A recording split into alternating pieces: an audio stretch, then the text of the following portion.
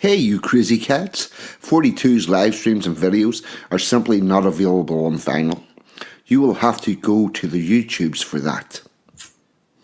So if you want content about British traditions and culture, cutting edge social commentary from an unapologetically patriotic perspective, along with a side order of madness you simply will not find anywhere else, then this is the place for you. And to all those early adapters in the chat, don't forget to hit the notification bell. That's how you get the good stuff and make sure you never miss a tasty treat.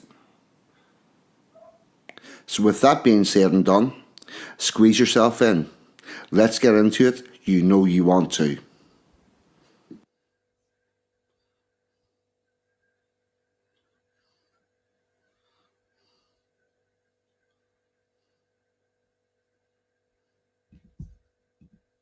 Good afternoon, good morning, good evening. Please delete as applicable because the internet is worldwide. Time zones are a thing, and god damn it, I got us from the intro to on the stage in a nice, organised manner this evening. Things is going good. The tech gods are with us.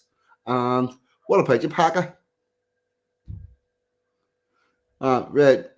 Hello, sorry about that. Yes, I was just pouring a drink. Yeah, just right. I think this could be a stream where drinks are required. I think we have got some content that's bringing us back to the proper meat and potatoes of this end of the month stream, even though it's late, with some anus-based medical experiments to go on about later. So there's that. And then if tempted, everybody will say some hellos. Bass, what about you, chum? Rich, what about you? Glad to have you aboard. Mr. Budgie Burger, the funniest comments on the internet. Anglo-Saxon, evening brother. Amanda Lee. Let's come in. Steve Cray, what about you, chum? Curtis Miller 268, what about you, chum? Don't recognise you. It's maybe me. There's Martin W. Arms is in. What about you, chum? Mandalay Arms. Slim's in. The Scottish guy. There we go. Yeah. So anyway, Mr. Pakka, what about you, chum? I'm all good. What was that? How's your smoke alarm? Oh, smoke alarm is sorted. And here we have our other esteemed guest, the famed historian, Mr. Neil Oliver. What about you, chum? Hello, good evening. And I'd just like to say, I haven't got a fucking clue what you've been talking about for the last 3 minutes, but I'm sure it resonates deeply with me.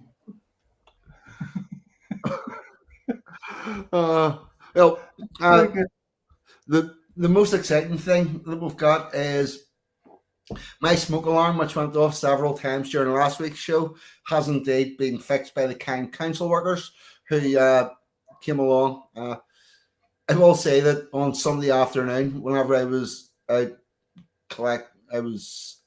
doing dinner with my dad, Emma G arrived here to the alarm in full flight, and it seems that the downstairs neighbour had informed the fire station, so there was a fire engine arrived, had a check and said everything was okay and went away again. And then I phoned the council and they sent somebody around and replaced the smoke alarm. So that's all very good. But for those of you that weren't here, the cat is out the bag. 42 is black. Yeah. Hold it down. Oh, is this because I managed to get a choir council house?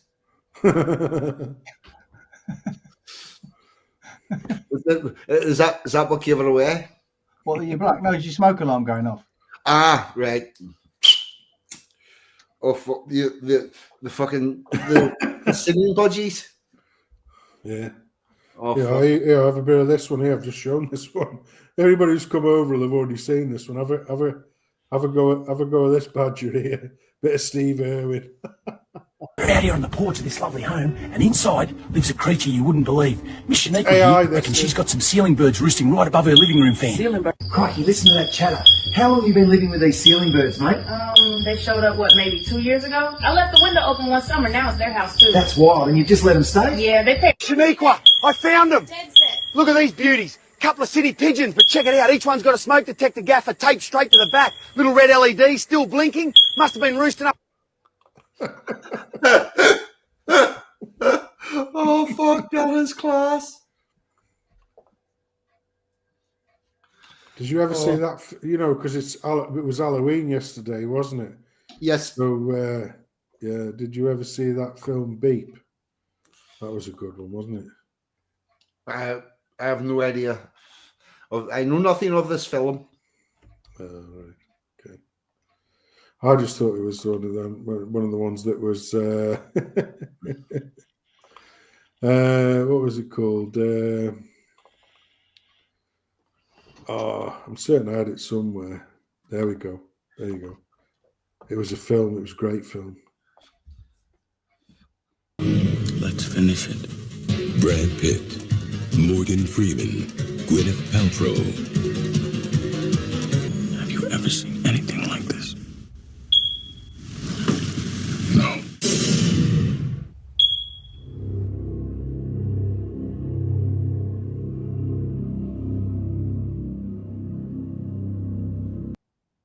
I'm starting to look around the house to find out where that fucking beep's coming from. There you go, mate. It was Not again. awesome. No, not again, please. Hey, I tell you now, right? I tell you something now. I do it every. I shouldn't. Well, yesterday was Halloween, and I didn't even know I was going to be back. And when I knew I was going to be back, I called in at the supermarket. I thought, shit, I better get a shitload of sweets. So I've got a shitload of sweets, and I've got this massive sort of glass bowl. And I put the sweeties in, but I like to arrange them so, you know, you got the packety things round the side and you got the lollipops stuck in. I did a really nice presentation of sweeties. Not a single fucker turned up. And it wasn't just that I'm like, you know, Nebuchadnezzar or fucking Monster House. There was literally nobody out. Nobody at all. And I was amazed because the number of houses around here that have got shit in the garden and in the windows for Halloween is outrageous. Oh, there was caravans of kids running about here last night, but with me living in a flat and in a street that doesn't really have kids on it, I didn't see any of it, but I did see the actual kids out doing their thing. It was, Also, kids No, out. well, like I said, I don't know. You have to excuse me. I must have another. I've got a bit of a tickle, so I must have another drop of wine here. That's the only reason. No other reason. Yeah. What colour is it, the wine you're drinking? Blick. No, it's red. It's red. It's red wine, and it's my favourite actually. It's Kookaburra, which sounds a bit Australian, but it's brewed in the Czech Republic or some shit like that. It's called Kookaburra Jammy Red Roo. Yeah, good on you, mate. Yeah, no, it's not for me. That. Hey, I tell you what, though, if you're not a wine drinker, it's the kind of wine that you would like. You know what I mean? Really, honestly, £5 a bottle. Speaks volumes. Hey, hold on a about minute. Let me have a read. It's really, really like fruit, really fruity. Hold on a minute. Where's the old 12.5%? So it's not bad. Yeah. Whereas I say, Yeah. if you don't like wine, don't drink wine. So my wife is calling me. It's a very danger-filled moment. Hang on. Diddly-doo-doo. Hello, Pakka. How are you? Oh, sorry. Sorry.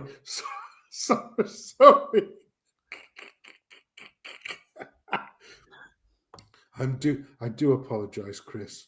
You know I love you. You're still my favourite shit cunt, and I tell you that. Guess where my top-class wife is right now? where? Bermondsey. try and order me doner meat. They've run out. Oh, lovely. No, they've run out. She's in the kebab house and they've run How out of can you doner meat. run out of doner fucking meat? Because I live in Lincolnshire. All right?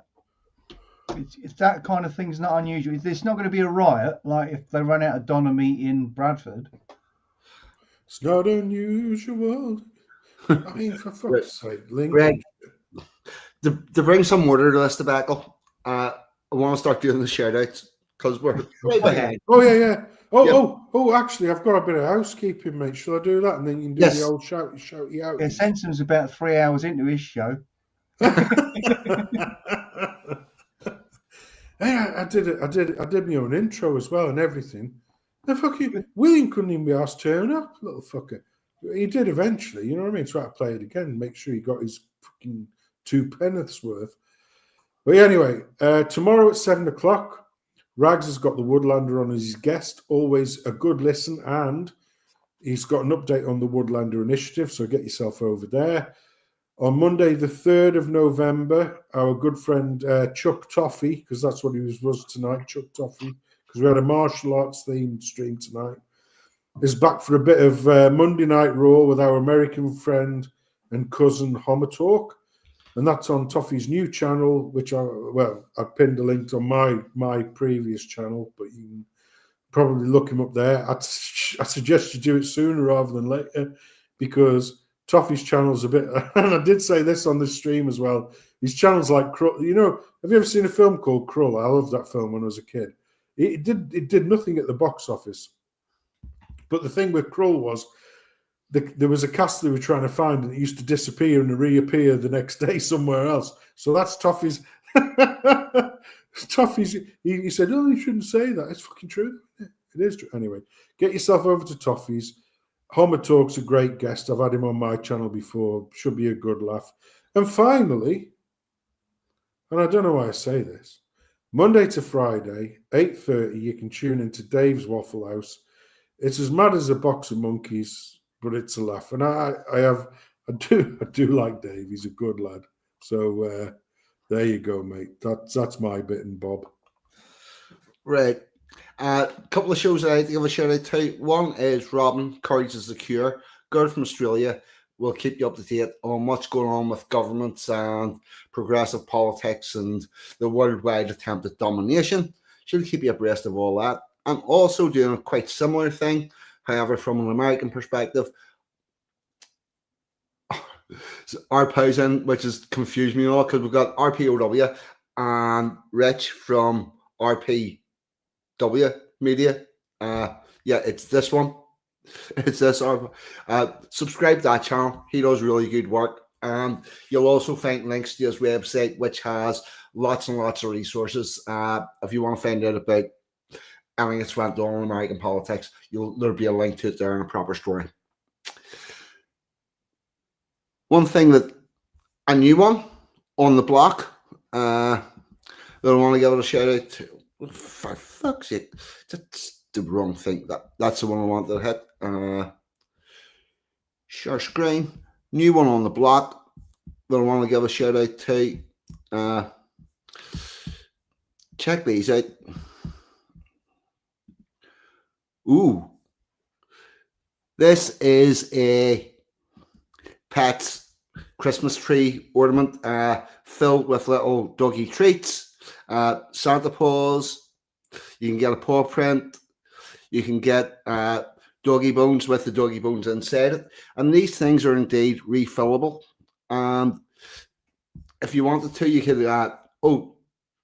They are also available with human initials on them, and they are from Handcrafted by Emma G. I will figure out a way to get that link into here. And you'll find them on her Facebook page. If anybody wants one of those, you can email me and I will get you the proper links. I'm going to start shouting that out. And also, as always, I would like to say a couple of words about the one, the only, the Dave Waffle House.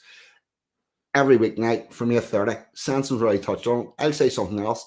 Emma G's littlest daughter, who's 11 tomorrow,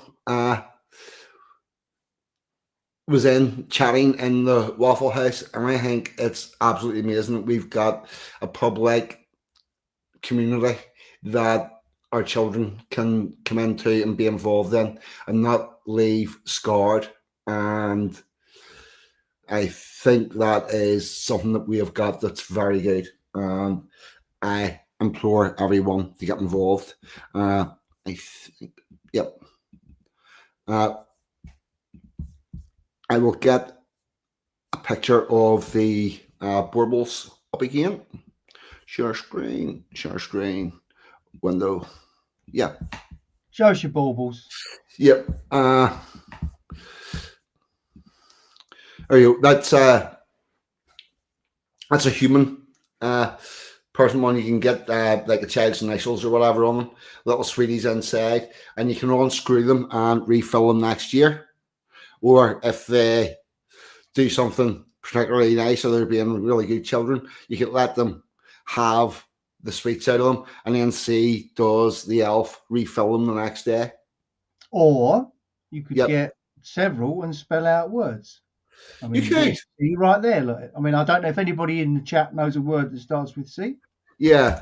I have a funny feeling where this is going. See in the chat if you know what a word starts with C. That's all I can say. Put a C in the chat. Just the C. You don't need to do Christmas, the other bit. Everybody. It's Christmas. Christmas. Come on now. Come on now. This is Christmas. Come on. And what have you got? A hole in your stocking. And you got no fucking presents either. Here, Emma, can you put the link to your Facebook page into the chat? So that everybody can find these if they want them. So there you go. That will be all of our housekeeping. And with that, we will start the madness. It is the end of the month stream, albeit at the start of the month. Actually, you know, I think you and Emma have been reading my mind, yeah, because of that Christmas stream, and I saw those baubles there because I have some. Well, I don't know if they're called Christmas dogs, but you know, this is part of the nonsense that we like to do. So, I want to share that one here. There you go. So we've got Chernobyl's blue dogs are a symbol of survival in the infamous disaster zone. So, you know, there's old Chernobyl there. You got your communal garden dogs. Images of dogs with bright blue fur near the Chernobyl nuclear power plant, Christmas dogs, have left people scratching their heads.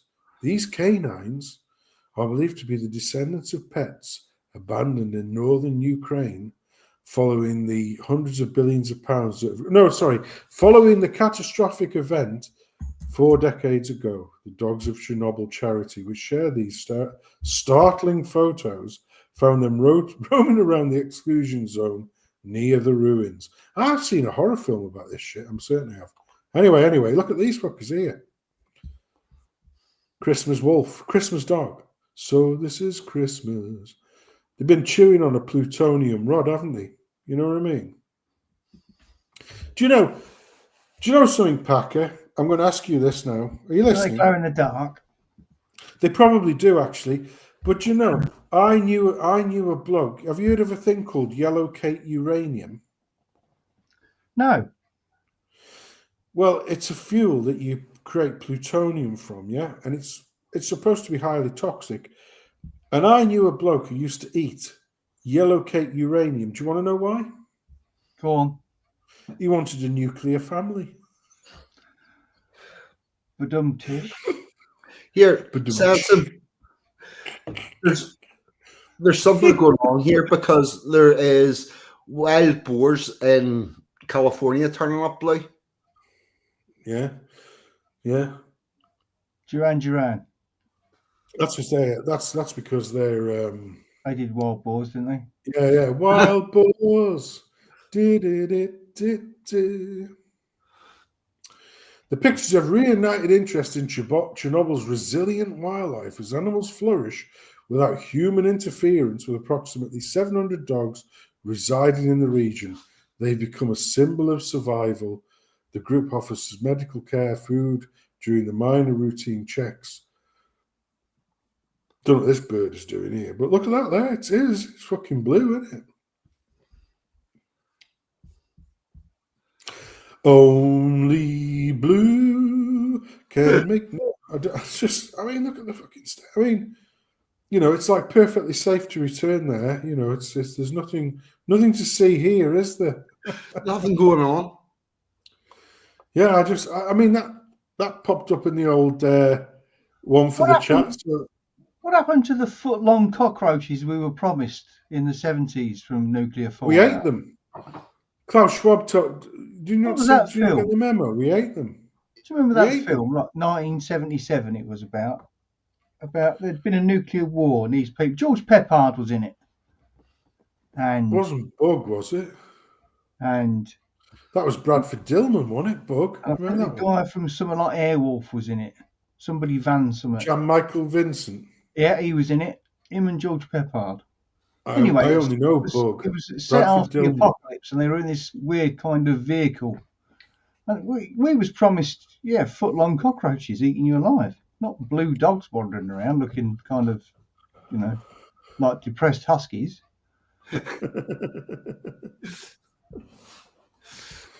Yeah. Do you remember that one? That was a good film, that actually, wasn't it? Bug. Do you remember that? Bradford Dillman, Bug. That was a really good film. Do you not remember it? Really good film. Yeah. Yeah. Do you remember that one? Do you remember the original Creepshow film? And that bloke had a fixation about cockroaches getting into his gaff. And like at the end, like somebody turns up and it's just him being fucking eviscerated by cockroaches. That was a good one. Yeah. Call yourself film buffs? Absolutely disgraceful. It's a shocker. I seem to have missed a shitload of films.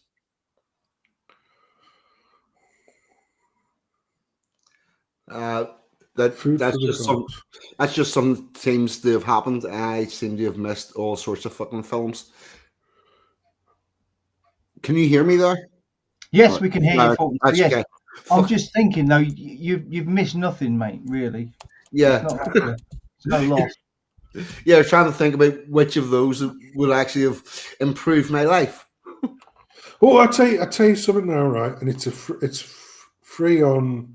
Well, it's on YouTube, and there's an advert right at the start when you play the video to start with, and it is I think it's the BBC dramatisation of Josephine Tay's. What was it called now? Daughter of Time. That I read that years and years and years and years and years ago. I don't even know if I was in high school. If I was, it was just early high school, and it was a book because you know when you're at school, when in a proper age, when school actually meant something, and the teachers actually cared. And they used to say like, "Oh, you've got to have a book to take home with you." Used to make sure you had a book. You say cared, I say could hit you.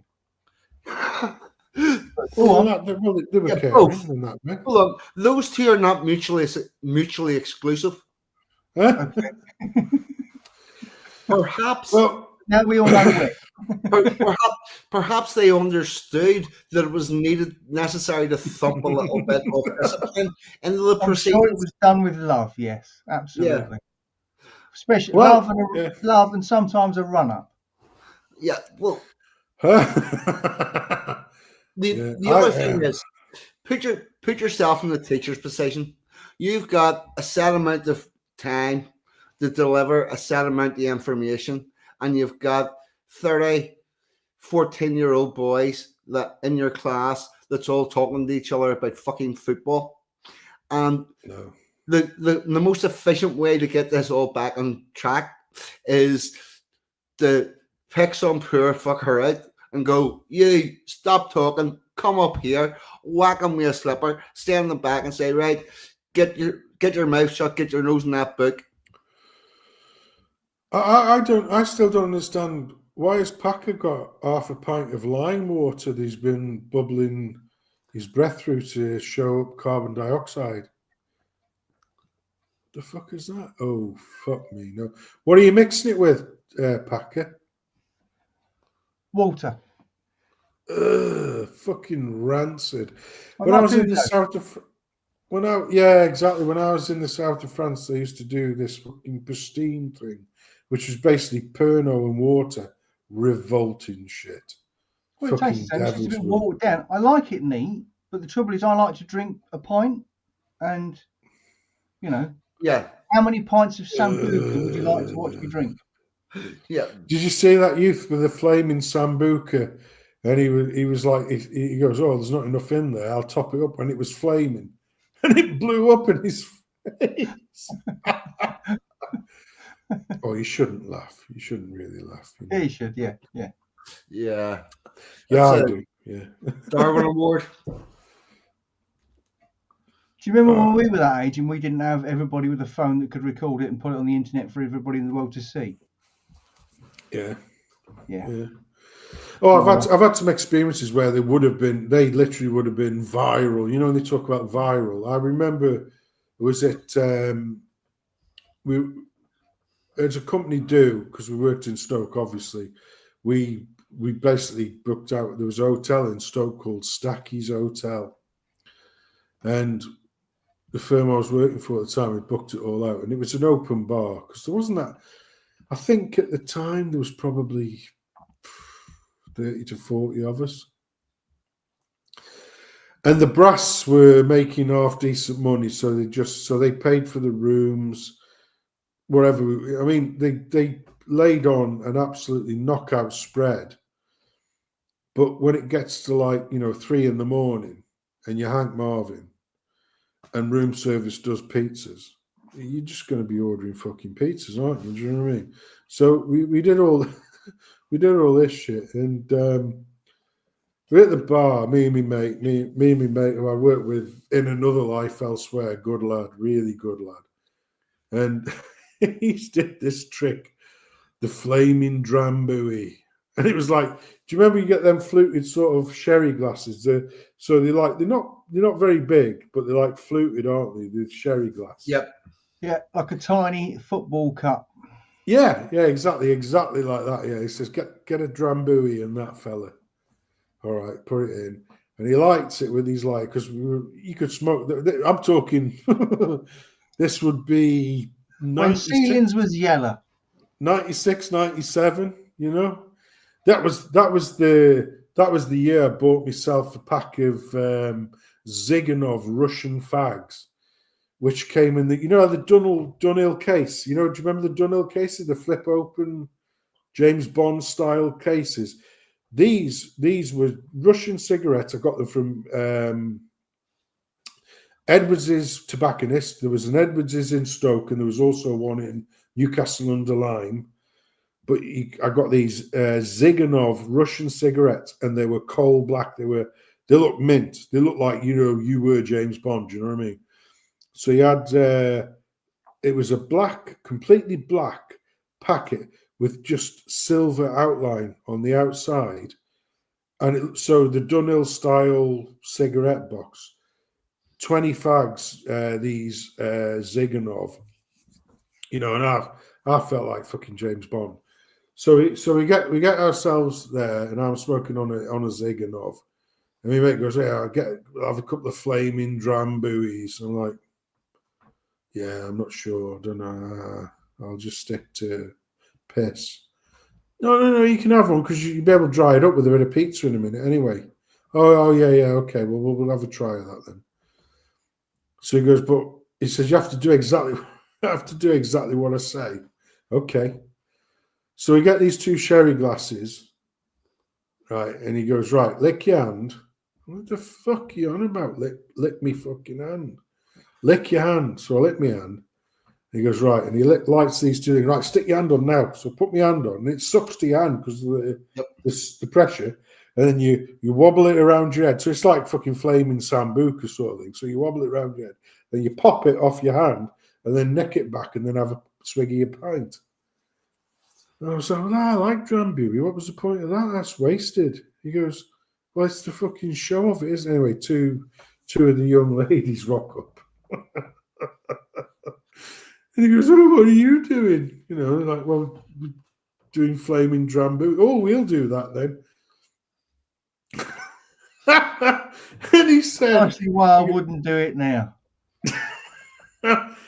he said, "Okay, well, we'll do that again." He says, "But you have to do exactly what I tell you to do, right?" Yeah, okay. So they come out with the 3 jambuis, him and these 2 lassies. I didn't have a second round because I thought it was sacrilege having a lovely whiskey liqueur like drambuie defaced in such a way. And so he goes, right. He says, "Lick your hand." Why? He goes, "You can lick your hand." So they like lick their hand. He goes, "Right, I'm going to light these, and as soon as I've lit them, stick your hand on the top, and then you go way." He says, "Because it'll suck to your hand." He explained it all to them, yeah. So he lights them. He goes, "Right, stick your hand on the top," and they're like, "Oh, I don't. Oh, I don't. Oh, I don't." So then so by this time, the glass is now fucking red hot. And their hands have dried. So This is all about speed. So the one that beat the sort of the resistance to, oh, it could be hot, because it's like, you know, it's alcohol burn. It's not really a hot flame as such. Decides, "I'm going to do it," but she did it too late. She goes, "Ah!" And so she flicks her hand, which ricochets into the other glass of drambuie, and this blue flame just goes down the fucking entire length of this. And we're like, "Oh, for fuck's sake." And in fairness, the bloke behind the bar was actually an Aussie lad from it wasn't Melbourne. Where is it? North of Melbourne. Brisbane. From Brisbane, yeah. And he goes, "Oh, don't worry, mate, it happens all the time." He just fucking, yeah, it's like, yeah, it's just another Monday, mate, for us, you know, fuck it, you know. It was really and just we mate, he goes, "Oh," I said, because these 2 girls like Gonski. He goes, "Oh, I thought I'd pulled there." Unlucky. Well, if that were, and now I think I shall attempt to lower the tone of the whole thing. Yes, please do. Please do. If that is indeed possible. And let me tell you about butt breathing technique, which may actually help. Well, yeah, butt breathing. What? Yeah. Pourquoi? Butt breathing technique may actually help people with lung problems, scientists say. No. Butt breathing? What in the fuck is that? A seemingly outlandish method to deliver oxygen rectally. One of the winners of the 2024 IG Nobel Satirical Science Prize may one day actually help lung disease patients after achieving a key step in clinical trials. I've got this. I've got an O-level in biology. I know what this is, right? Yeah.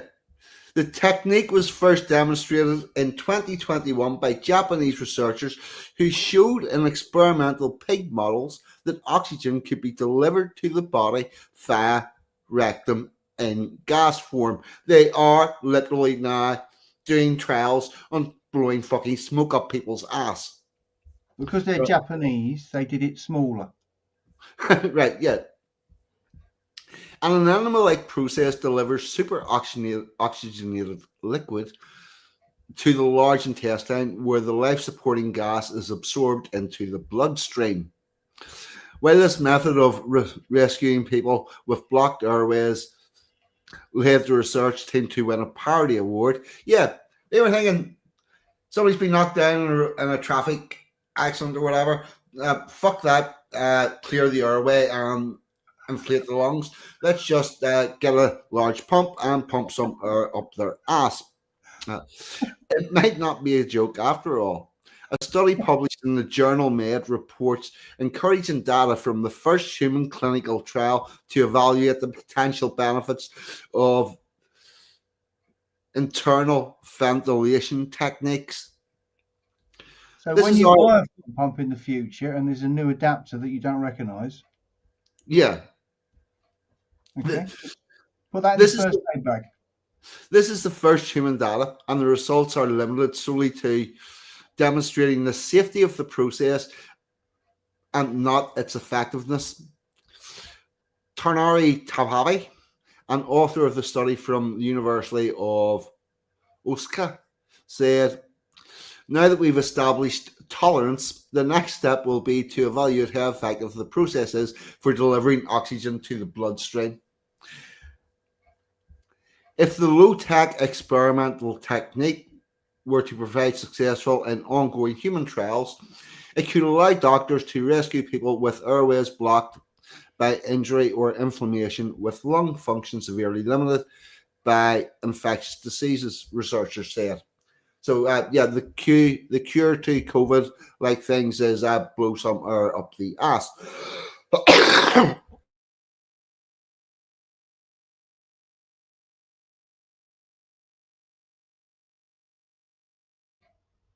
Your mic's off, 42. No one can hear you. All right, back There on. you go. I intended to mute out the coughing, but not the actual words. So well caught, Mr. Pakka. The Japanese scientists had got inspiration for the technique from observing the loach, a bottom-feeding fish known to swallow air from the surface and absorb oxygen through its gut, supplementing intake through the gills to survive in low oxygen conditions. They have also been inspired by the invention of a chemical purocarbonation liquid, or oxycide, which was developed as a potential form of artificial blood. Yeah, think the fake meat was as far as we're going? No, fake blood. Why not? The latest study assessed data from 27 healthy men in Japan who were asked to hold varying amounts of petroleum liquid without it being oxygenated for 60 minutes. The study evaluated the safety of this method in humans for the first time using a special liquid called pyrocurium with exceptional oxygen carrying capabilities, the authors found. At least 20 of them held the liquid for the entire hour, including amounts of up to 1,500 milliliters. At the largest volumes, though, participants reported feeling abdominal bloating and discomfort, but no serious adverse effects. At this point, I think there's some form of pervertism involved in this. But anyway, in a trial with 27 healthy male volunteers, authors found that administering this liquid was rectally was safe as well as tolerated, the author said. They were hoping to repeat the experiment using oxygenated liquid to measure how much of it was needed and for how long to improve blood oxygen levels. This is an important safety milestone, they concluded, paves the way for future studies. Like, see if they put the fucking oxygen in for an hour and it didn't change the levels. It's fucking on these 20 lunatics that agreed to do this. Fucking stop. That is, discuss this medical intervention.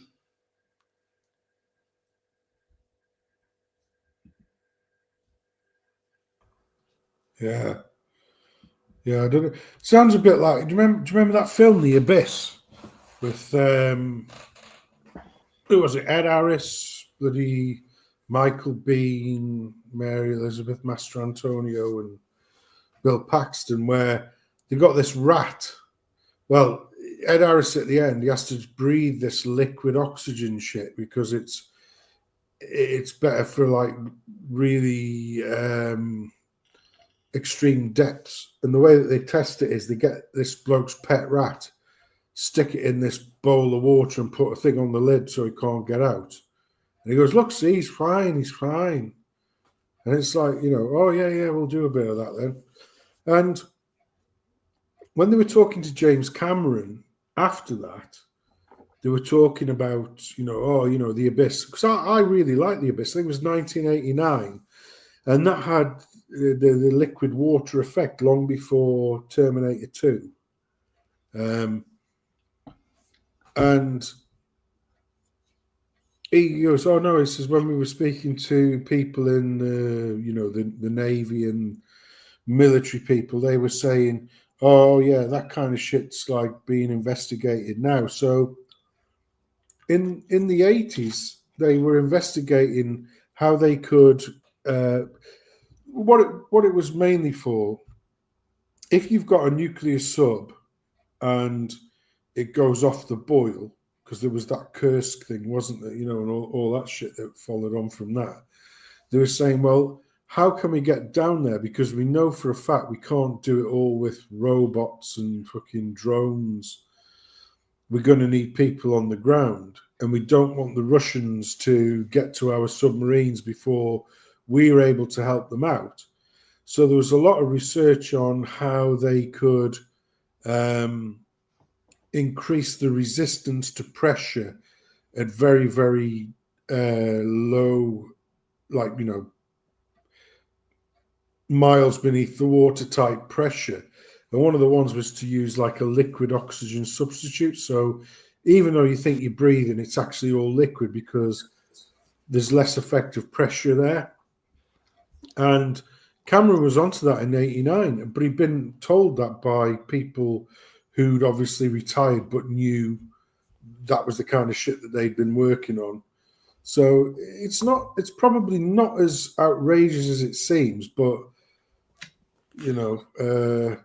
Well, so the membrane in your gut, between your gut and your bloodstream, is incredibly thin.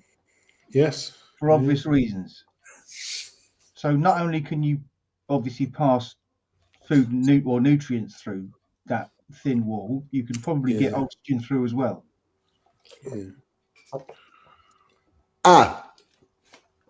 But like so many things, just because it's possible doesn't mean you should.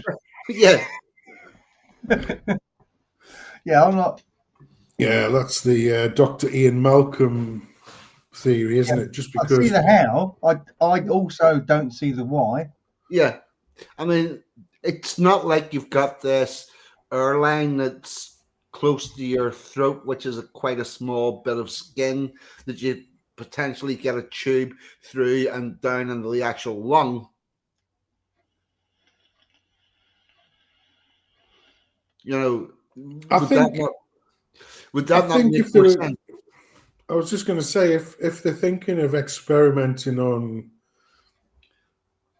because I mean, I don't know if they've experimented on animals, but if they're thinking of experimenting on or doing trials on humans, I think they should do those trials on politicians, because they speak through their asses anyway most of the time, don't they? Yeah. Well, the only problem with that is, how do you get the tube up there whenever the politician's head's fucking stuck in the orifice? Yeah, it's usually another politician's head, though, isn't it? Yeah. I don't think they really care whether it's their own head or somebody else's head's up their ass. They just need to have all heads contained inside an anus, full of all the shit that they seem to take in and spew out as legislation. Yeah. I might clip that bit. Yeah. Well, I'm on full fat StreamYard at the minute, so I could change into my Halloween costume. Oh, look at that! Look at that! It's not a bad likeness, actually. It is me. It is me. This is me. Well, you don't normally smile that much. I've lost a bit of weight, but there you go. All right, Sanson, there's a question for you. What was Halloween like for you whenever you were a child? Well, we used to do Jack Shine the Maggie, which was the old turnip shit. Do you remember? Because nobody had pumpkins when we were kids. Oh, yeah. I've got a great pumpkin story for you as well. Let me get that queued up as well, because this was one of my world records. You Americans, you've got nothing on us Brits, you fuckers. But yeah, it was. We used to go around with the old turnipy things. Yep. And Really it good was, really good fun to carve out, aren't they, Sansom? what's that? Those turnips. It's just Well, a joy. they were. I mean, the thing is, right? I was just saying to Obviously, 42 before the show, the only people that know that it's hard to carve out a turnip are fucking old people. I work in an old yeah, people's that's home. It's like the well, really I ancient mean, people of this world, just like really old people and sensible. yeah. I mean, what do you mean, really old people in Sensum? Sorry. How dare you? Yeah, really How old people. very dare you? Anyway, yeah. So we used to holler out the old turnip and do the same sort of thing. The thing is, right, I'll tell you something now, right?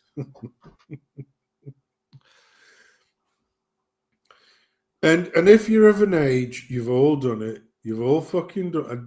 Don't be giving me none of this bullshit that you haven't done it. You've all fucking done it. If you're of a certain age, in other words, a Gen Xer, and you did Jack Shine the Maggie, hiya, Mrs. Packer, and you've done Jack Shine the Maggie with a turnip. Towards the end of the night, it starts smelling really nice. So you have a taste, don't you? Because it's cooked. So yeah, but we used to do that. I mean, the thing is, the sweeties thing was never one of our things. We used to just go around with these turnips and whatnot. Yeah, get money. Well, yeah, but it was more the fact that because we used to stay out till late, and now I'm talking about when we were like bits of kids. Yeah. And it was one of the few nights where you were actually allowed out beyond what would be normal. And if it was like a Friday or a Saturday night, you could stay out pretty much till, as long as you're in before your dad got in from the pub, you were fine. You know what I mean? It was like it was easy. It was game. Same as Christmas Eve. If Christmas Eve was on a good night, you could pretend to be going around Christmas carol. You used to be just fucking dossing about. And if it was one of my best Christmas Eves ever when I was a kid, and this would be, I can't remember, it was like late 70s or early 80s, but we had a real bad cold snap just before Christmas, and it was like fucking. I remember that. Snow. And one of my best Christmas Eves ever was, we were out, me and my mates were out, and there were a set of other, I've said this many times before, but you were all, when you went to the school, if you were from different estates, you were from your estate.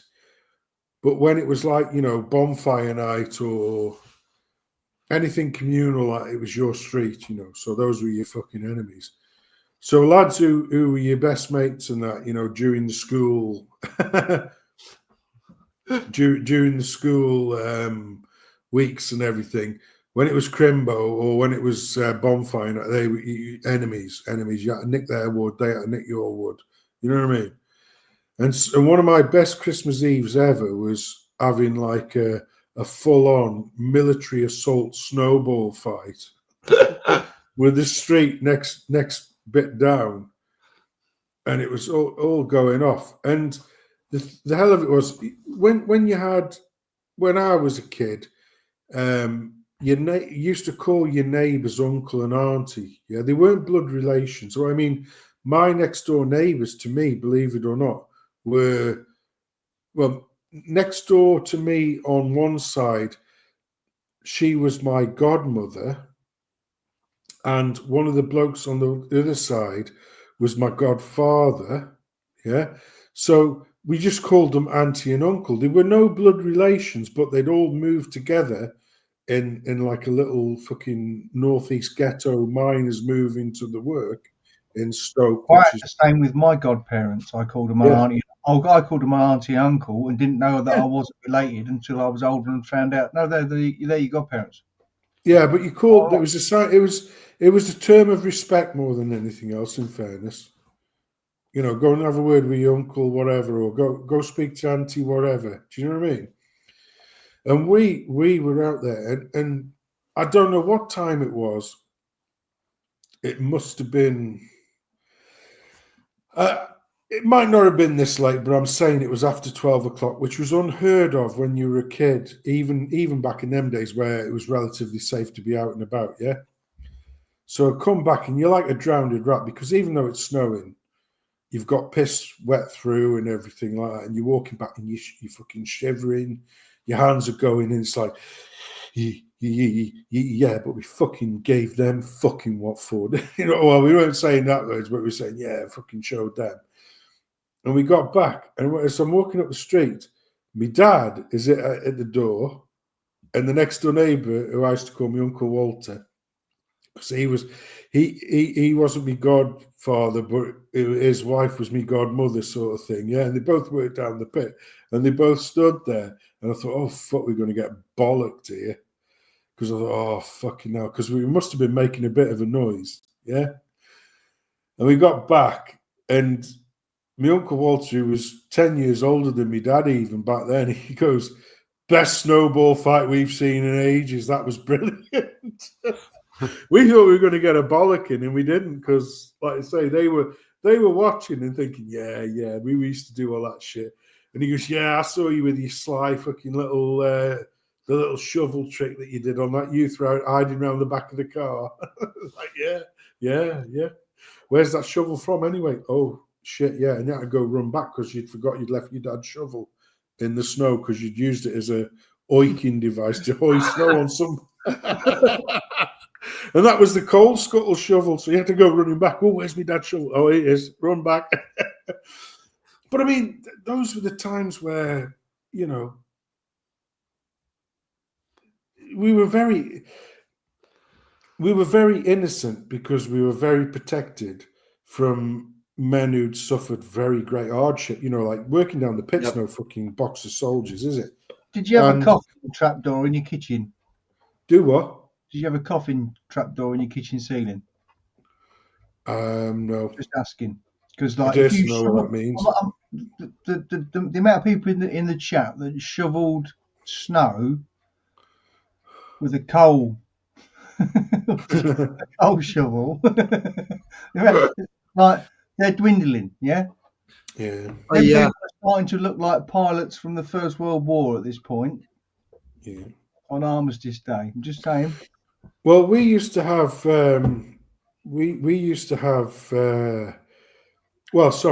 where my nanny used to live up in the northeast, because my nana, after my granddad died, she moved down to Stoke to live with me mum and dad, and they used to have what was called a coal house, you know. So you would have a little sort, and they looked like fucking World War II pillboxes. Yep. That used to sit in the garden. Yeah. And you'd have the coal in them. And you used to Everyone have else did. like the coal delivery, there'd be a wooden trapdoor in the top, and you get the coal delivery in the top. But you used to have a scuttle at the bottom where you used to get the coal out. Well, when you were a kid, if the coal was down a bit, you could get in and out. And we used to play fucking army and everything running in and out. And we used to come out, we used to look like fucking chimney sweeps running in and out of there. And my auntie used to come down. She used to go, oh, fucking hell. And we went, oh, it's just coal dust. It won't hurt them, apart from the lung infection. But anyway, it won't hurt them. You know what I mean? And we used to love playing and stuff like that in the coal houses. We used to do that all the time. It was great. We were just being kids. We were allowed to be kids. Do you know what I mean? Out in our backyard, we had the in the kitchen, then you had the yard a little bit, and then you had the shed, which was brick wall up one side, roof across the top, and then another wall. There was no door on this shed. It was just open. You could put stuff in there out of the wet. And next to that, you had a little slot, which was your coal hole. Your coal went in there. And then next to that, you had the toilet. And during the winter, it was really good fun. Fucking in the dark, making your way across that yard in the rain and turning the light on for the coldest shit in the world. You know, Yeah, I grew up in an Edwardian terraced house in Ilford. Yeah. Yes, and in the back garden was a outside toilet and a coal shed. Yeah. Purpose built together. Uh-huh. It did also have an inside bathroom though, weirdly, and they all did, and I think they were built with them because they were Edwardian. So bizarre that they you had both. Like, why would you want the other. Uh, I'm going out for a stinker. I think the Got the fish outside. I think the bathrooms are all retrofitted. I don't think there was. I genuinely don't think there was, because they were Edwardian. They had indoor plumbing by then. We had indoor plumbing in that we had a sink that gave you hot. Yeah, and no. cold I'm not talking about what you got. I grew up in a nice estate. It was called the Commonwealth Estate, and all the roads had fancy names like Brisbane and Auckland and Coventry. I lived down Colombo Road, which was often graffitied on the signpost at each end until it said Mbumbo Road. Very good. Well, I think at that we're coming up on an hour. We'll have a quick musical interlude and then continue. Good. I'll go get more water. Right. Nice. I lived in our accommodation. Oh, I thought we were getting the Mrs. Pakka story there. She lived in RAF accommodation. Don't talk. That's the whole conversation. RAF kids. Can I do a musical one as well? Because I did one on my stream, which was for Remembrance Sunday, because I don't know if I'll be around. Can I do one on yours as well, mate, afterwards?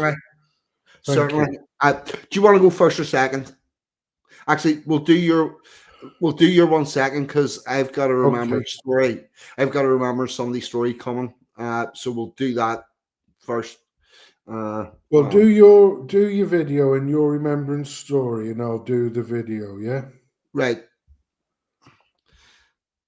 Here we go. We are.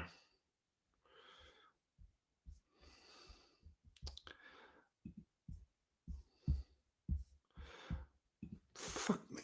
Yep. Here we go.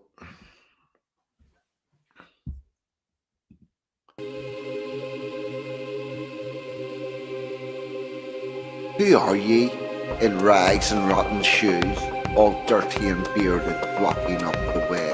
We are English. We come from the edge of Europe, beyond which lies only water, ice and death. This is the place we made our home. Raised our cattle, planted the crops, evoked their gods from circles formed of stone, so those gods could witness us atone. When Roman forces did invade, we fought as lions, refused to yield, and those we left out in the field, of the English, they were the seed. Who adversity did propagate, an indomitable people who we would fight, toil and mock in equal measure, and find humour in our adversity, because that is our way. The battle-weary tribes besieged by Vikings, banded as brothers with Angles, Jutes and Saxons, took some years of consideration to produce our culture of toleration. The creation of the English nation at Stamford Bridge we won the day, but William was quickly on his way. 1066, the commutation brought the cursed Norman invasion. A ruling class they would impose until calls for Magna Carta arose. And to all the kings the message was sent: you only rule us by consent. So what of the English, I hear you ask? You know us as the working class, the ones whose toil, blood and sweat brought you the greatest empire yet. So you should learn at your mother's knee of revolutions that number 3. That number 3. 1, 2, 3. Agricultural, where mechanized planting and harvesting was married to selective breeding, we created a food surplus, the envy of the world. Industrial, where we conjured cities to house factories inhabited by a well-earned workforce to man the machines. This coupled to the ingenuity of English engineers who never found a problem without a solution. The third, the glorious one, that brought about civil and religious liberty, one rule for all, and the radical notion that a man should profit from his labours. But we are not greedy. We exported our language, our law, our sense of fair play. In our safe shipping lanes, trade flows through never-ending day. And when Britannia ruled the waves, we used our power to free all slaves. We managed the world and allowed all others to travel in the social order we created with humour in adversity, because that is our way. Achievements we have too many to list. From this small kingdom God has kissed, we travelled the world from the highest mountain to Arctics, Kabatic, tundra and back again. The traces of our canvas are in our railway lines that transport the world to work, our compassion in the water systems that hydrates foreign soil. We left everywhere better than we found it, because that is our way. I could list another thing or two, like how we taught the world to queue, but I'll leave that for another occasion. It's time to have a celebration. Admire the wonders of our creation. To our ancestors, homage we must pay for doing things the English way. For we are the English, and this is our day.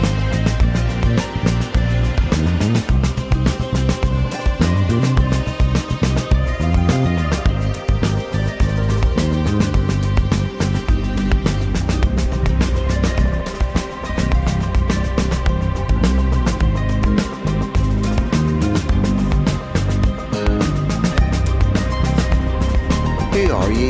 In rags and rotten shoes, all dirty and bearded, blocking up the way.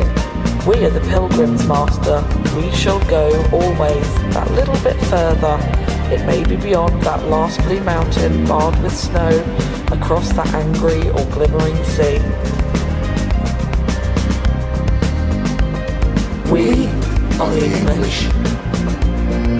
Every Englishman's house is his castle. So hoist your colours and ramparts for England Day. Then down after St George's Day. We are English, and we'll be patriotic in an organised way.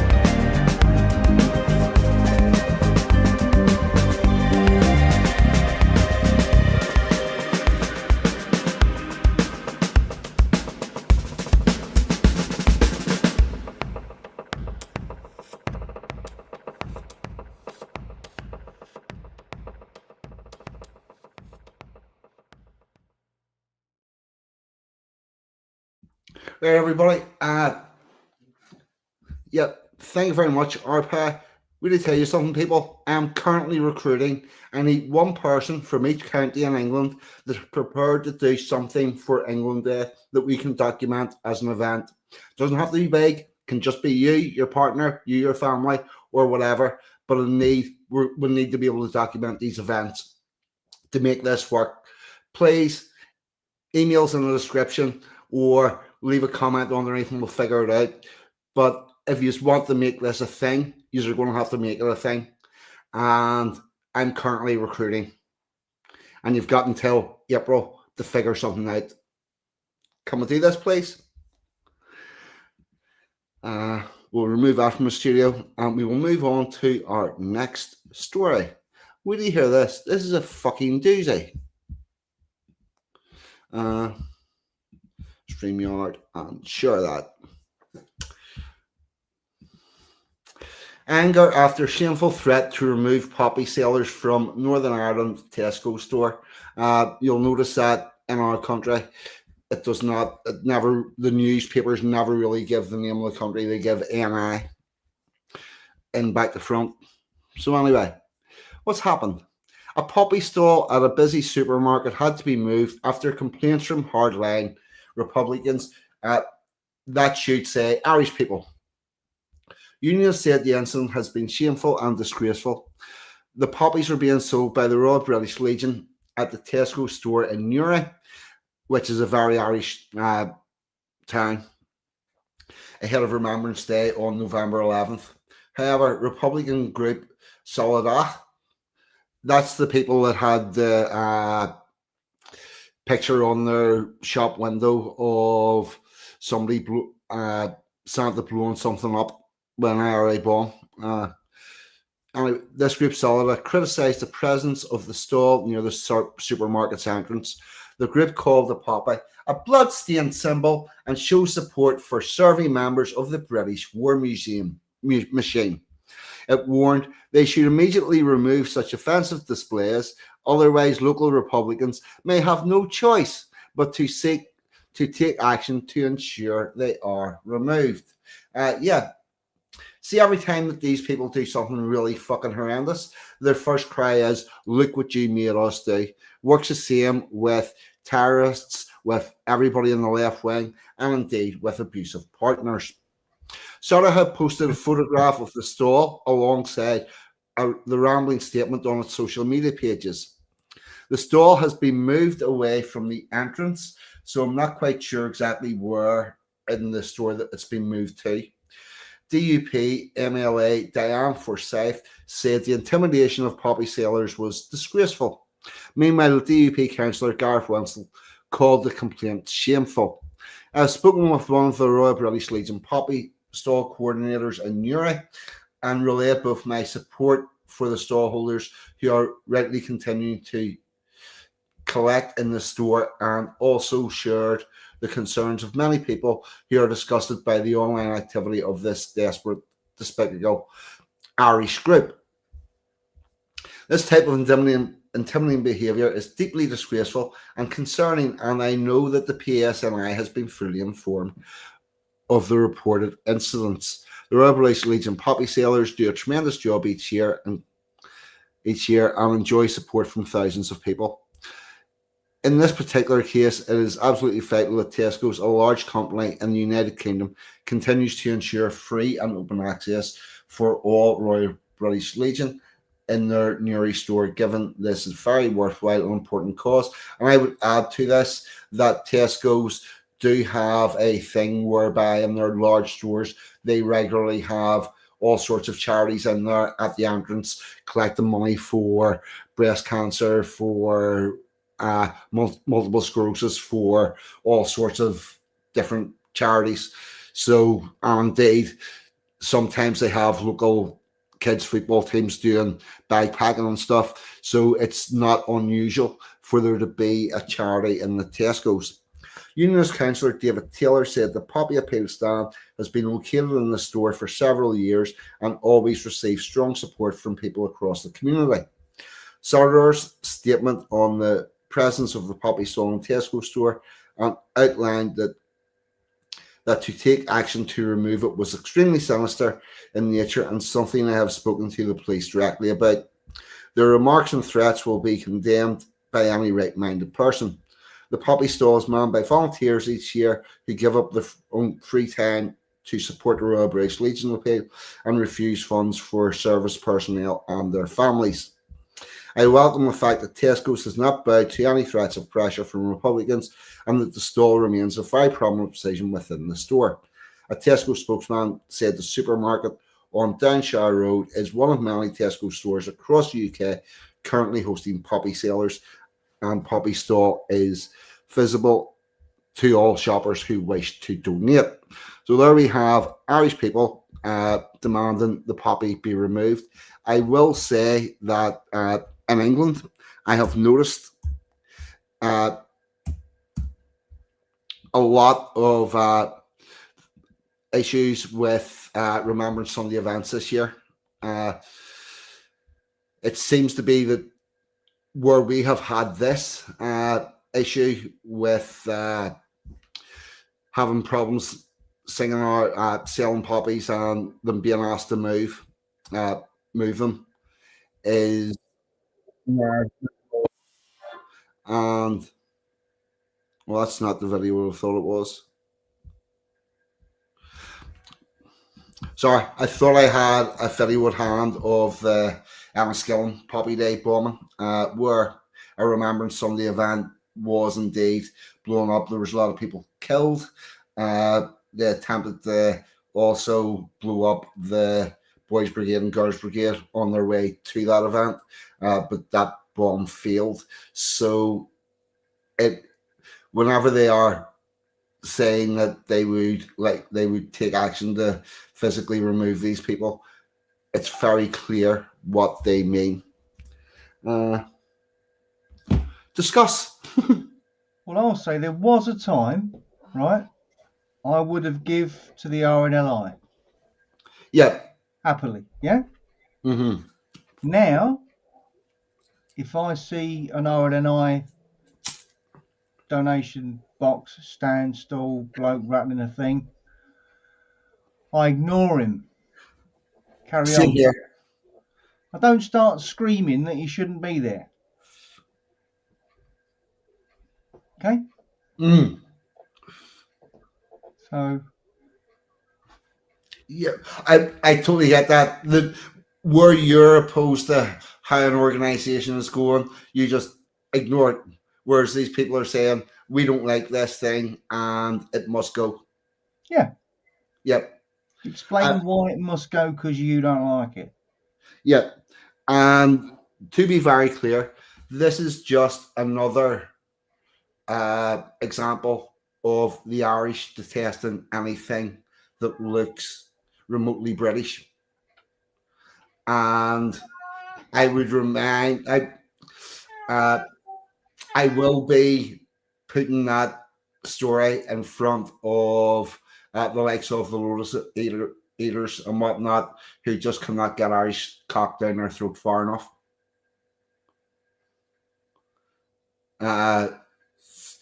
Because these are the people, and I'll include Tommy Robinson that with his fucking Irish flag on the service. These are the people that you're trying to join up with. They don't fucking like you. It's like a man that's a 4 fucking buying a 10 woman drinks in the nightclub all night. You're not going home there. Stop wasting your time. But there you go. And I shall breathe out. Oh, and in other news, Belfast City Hall on Remembrance Sunday, where we go to the Cenotaph every year and have a Remembrance Sunday event. Yeah, also scheduled for there at that time is a pro-Palestine rally. And I would expect that to happen. I would expect there to be similar things happening in England if they can. And I would say to everybody, if you don't normally go to your local town hall or whatever for Remembrance Sunday, maybe make a point of doing that this year. And be advised, your town councillors will indeed need to be there, and they will be available to the public after the event. And you can walk over and very politely ask them why they're turning up at a Remembrance Sunday event if they have spent all year supporting Palestine. I think it's a fair question. If they've spent all year supporting an invasion of people in small boats and shitting on British people and saying that white men are bad, you could ask them why they think it's acceptable for them to turn up for Remembrance Sunday. Because in my opinion, they can quite frankly do one or the other, and not both. But there you go. Mr. Sanson? No, I'm 100% agreement. Sorry, mate. Weren't during the First World War was Ireland already split up, or was that post the First World War? Because I know that. Right. Directly prior to the First World War, I mean, like 2 years before it, in the 3 to 5 years before it, there was a movement to split Ireland. Actually, there was a movement for a thing called Home Rule, which was going to give Ireland its own parliament, and Northern Ireland would just be part of that. Then you had the people from Ulster who said, fuck that shit, we are staying part of Britain. And so what happened out of that was we made the 36th Ulster Division, which got incorporated into the British Army and went to France. And the Irish, who had made, I can't remember the name of their division. Someone tells me it could be 16th Irish, but I'm honestly not sure. They had made their army to fight our army or the English about this border dispute. And they also went to France. Their part of the deal was they would get the Republic of Ireland, and we would get Ulster remaining part of it. We got shit on because we started off with 9 counties, ended up with 6, so we lost 3 counties out of the deal. They drew the line in the sand, and the problem is the people on the Irish side of that deal have never agreed to it. They did this thing with the Irish. Obviously, they do a deal, and then another group spawns up and says, "Here, hold on, we didn't sign off on this deal, so you have to deal with us." And you have the legal bit that's saying, "Yeah, we're sticking to the rules," but you've got these other people that are not sticking to the rules. So that's sort of how that goes. Yeah, but what the thing that I'm coming from is that they still had feet on the ground that got killed during the First World War. Oh, and see, whenever those people returned back to Ireland, it was worse than being in the war for them. Nobody would give them a job. Nobody would deal with them. They were totally ostracized. They were they returned as the enemy to Ireland that was having a civil war. When you say that returned as the enemy, even the Southern Irish. Well, yeah, no, that in Northern Ireland, our soldiers returned as heroes and still are heroes. The Republic of Ireland, the division that they sent over, they only decided to recognise them about 10 years ago. And from then to now, they were thought of as, see the scabs from the coal strike? Yeah. Imagine the intensity of that from that time until 100 years later to those people and then their children. And that's what you get with the Irish soldiers who fought in World War I coming back. It's really disgusting. And these were the ones that joined up in order to make sure that Ireland was given its independence. Yeah. And they turned on them. Yeah. Yeah. It's absolutely sick. And the other thing is, whenever in Ireland they don't really do Remembrance Sunday. They might have done it in the last couple of years because there was something going on that they have to do it, but they have their remembrance in Easter, and they have lilies. And whenever the Sinn Féin get forced into laying a wreath for British soldiers, they lay a green and white leaf so as it doesn't look like a British one. Yeah. Because they now have the First Minister, and they basically have the person that's the minister of the whole country. They have no other option but to turn up at the events, but they make it look like it's different. And I don't know what side of the road they're going to stand on in a couple of Sundays' time, because I think they ought to be fucking over the other side of the road with their fucking Palestine friends. And I would say that about the Alliance councillors as well. Yeah. Yeah. Anglo, what happened was the Protestants in Ireland got driven north into Ulster. Pretty much. Yeah. They did fight in the same war on the same side, but the Northern Irish and the Irish both went for totally opposite reasons. Our armies were formed to fight each other, or in our case, we were willing to fight the Irish, the English, whoever the fuck was going to come over to try to enforce Irish rule on us. And then they decided that we would segregate the country. Sorry. Yeah. Yeah. It's just. Oh, no, wasn't it? Spanish taking the politics or the religion did not split the people. These people were already split. These people were split before the Reformation. These people were split before the politics. This goes back to whenever the Celts invaded in around 250 AD, and the argument has still been going on. So no, it's not. We are a divided nation, and we are not the same. Yeah, we are not the same, and the politics and the religion is a good indicator of what side someone's on, but it's not why we are different. Yeah.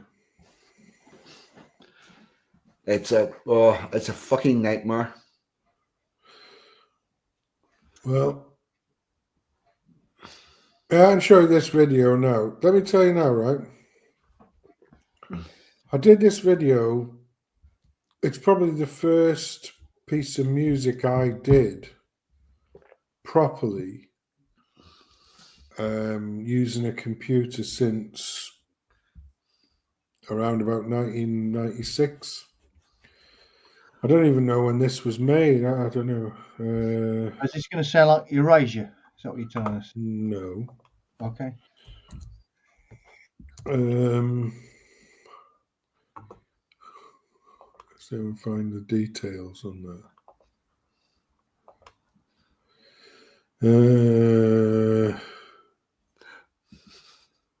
2021, the 11th of the 11th, 2021. So that was literally because we were in the COVID era. Yes. There. And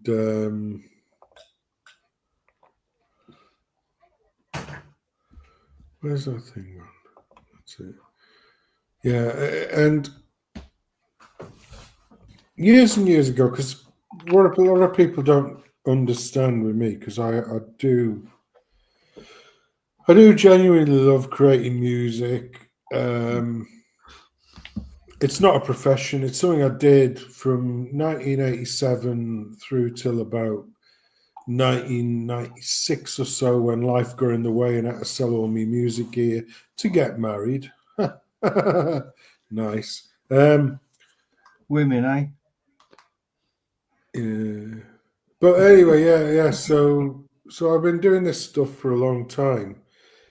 And I already had a career path anyway, because I was going to college anyway. I was going to go to Polytechnic. Something completely, nothing related to music, not whatsoever. This was just a part-time hobby. But in the 1980s, if anybody remembers a computer called the Commodore Amiga, there was a huge sort of cultural, like artistic stroke cultural thing called the demo scene. Yeah. So if you were loading up games and whatnot on your Commodore Amiga, 9 times out of 10 you would get a demo track, like a demo scene, which was basically visuals and music accompanying the visuals. But the reality is, what they actually were, they were sort of promos for. They weren't. Were they hackers? Were they hackers? They were basically people who managed to bypass fucking security, like, copyright security protocols. So you got bootlegs of these games, eh? Modders. They weren't modders. They basically just took out, because like obviously you got all these big companies like Electronic Arts and Ocean and Psygnosis and all these other companies that used to invest, tens of thousands, if not hundreds of thousands of pounds in technology to stop you from copying what they did. And literally within a day of them releasing a new game or whatever it was, there'd be a hacked version. The next time you rocked up to a place like the so-called computer club that we used to call it, which is basically you rock up with 20 blank fucking discs and walk out with 20 full discs, shall I say. But I will say this now, and hand on heart, this is the God's honest truth. When I was a poor jobbing student and I had no income because we used to get a grant, but it was like, yeah, we're going to pay for your fucking education because I lived at home. You know, it was like sort of because a lot of the because you didn't have like webs and internets and shit like that to review these bus things. fare. Is that where we're going with this, Sensen? You are? Grants in the old days would be your bus fare. Yeah, exactly. So you know, you've got the option of blowing 10 quid on a game that may or may not be shit, and you had no because I mean, even back then the magazines and that were just lying bastards. So you know, if it was a massive game that had a massive publisher behind it, like you know, Ocean or Electronic, it's going to get a 9 out of 10. 9 out of 10 for this game. It's like, yeah, best ever. And it's like, oh yeah, I must have that game. You play, it's like, this is fucking shite. Who the fuck gave this 9 out of 10 out of 10? Fuck this, it's shit. So you became very skeptical very early on. And then you realised that there was this sort of underground scene of people. They weren't really underground, but you know what I mean. And they were good programmers as well, like, you know, because the Commodore Amiga was a strange beast because it had its own dedicated copper chip, or was like the co-processor chip, and you could get that to do some really fucking fancy graphics stuff. The problem was these people who used to be able to do all this fancy shit with graphics and whatnot, they had fuck all knowledge of music. And lo and behold, around about that time, there used to be a bit of software called Tracker that came out, which was a 4-channel, so 4-voice music software that I understood straight away. And then it came out with another one called Octamed, which was an 8-channel piece of music software that used to split the channels across 8. And I thought, yeah, that's even better. I don't know all that shit there. So I used to create music for people back in 87, 88. So the late 80s, basically the late 80s, basically college days, yeah. And a few people who were in the know, they said to me, oh, you know, you should approach XYZ and, you know, approach them and see if they, you know, if they've got any positions to do the old computerized music stuff, because you do a half decent job every now and again. All right, okay, that sounds good. And one of my heroes, one of my compositional heroes, is a bloke called Rob Hubbard, who used to do the music for Commodore 64s, the Spectrums, all that lot. And yeah, so like to cut a long story long, I went to see these people and they said, oh yeah, where have you been? What school did you go to? Well, I went to this school. And what music no, I didn't. Oh, right, okay, well, fuck you. Okay, so, and since then, that's been the story of my life. It's been, yeah, your stuff's good enough, but you're not, so fuck off. It's like, okay, well, in that case. But anyway, this particular piece of music was, having gone almost 2 decades without even touching music, and then some bastard in London saying, oh, you can't play golf because you could spread disease. That's literally how it happened. And my lad was already into all of these digital audio workstation stuff. And I was, I'll give that a bit of a turn. And this, I think this is like the first piece of, because it coincided with me doing my own channel, which is also roughly about the same age, where I was basically pulling the piss out of COVID and all that, because it was bollocks. Everybody knew it was bollocks even back then. But this particular track, believe it or not, if you listen carefully, all it is the Last Stand mixed in with Amazing Grace. That's all it is. But it's relatively poignant, and the imagery, like I say, is very fitting. So yeah, make of it what you will. It's almost 5 years old, but 4 years old, sorry, and it came from a place of, because at the time, once again, they were talking about we shouldn't do Remembrance Sunday because of COVID, and fuck all the people who gave the opportunity to lock people down, you cunts. We're going to go. You don't need none of that. Except during the summer, we had the BLM mostly peaceful riots where they were trying to set light to the cenotaph. And that really fucking wound me up. So I thought, you know what? Fuck you, you fucking cunts. So anyway, that's so.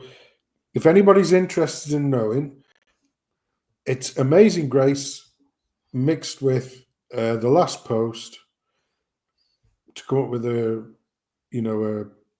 tribute to the fallen. And I thought it was quite fitting at the time, to be honest. Here we go.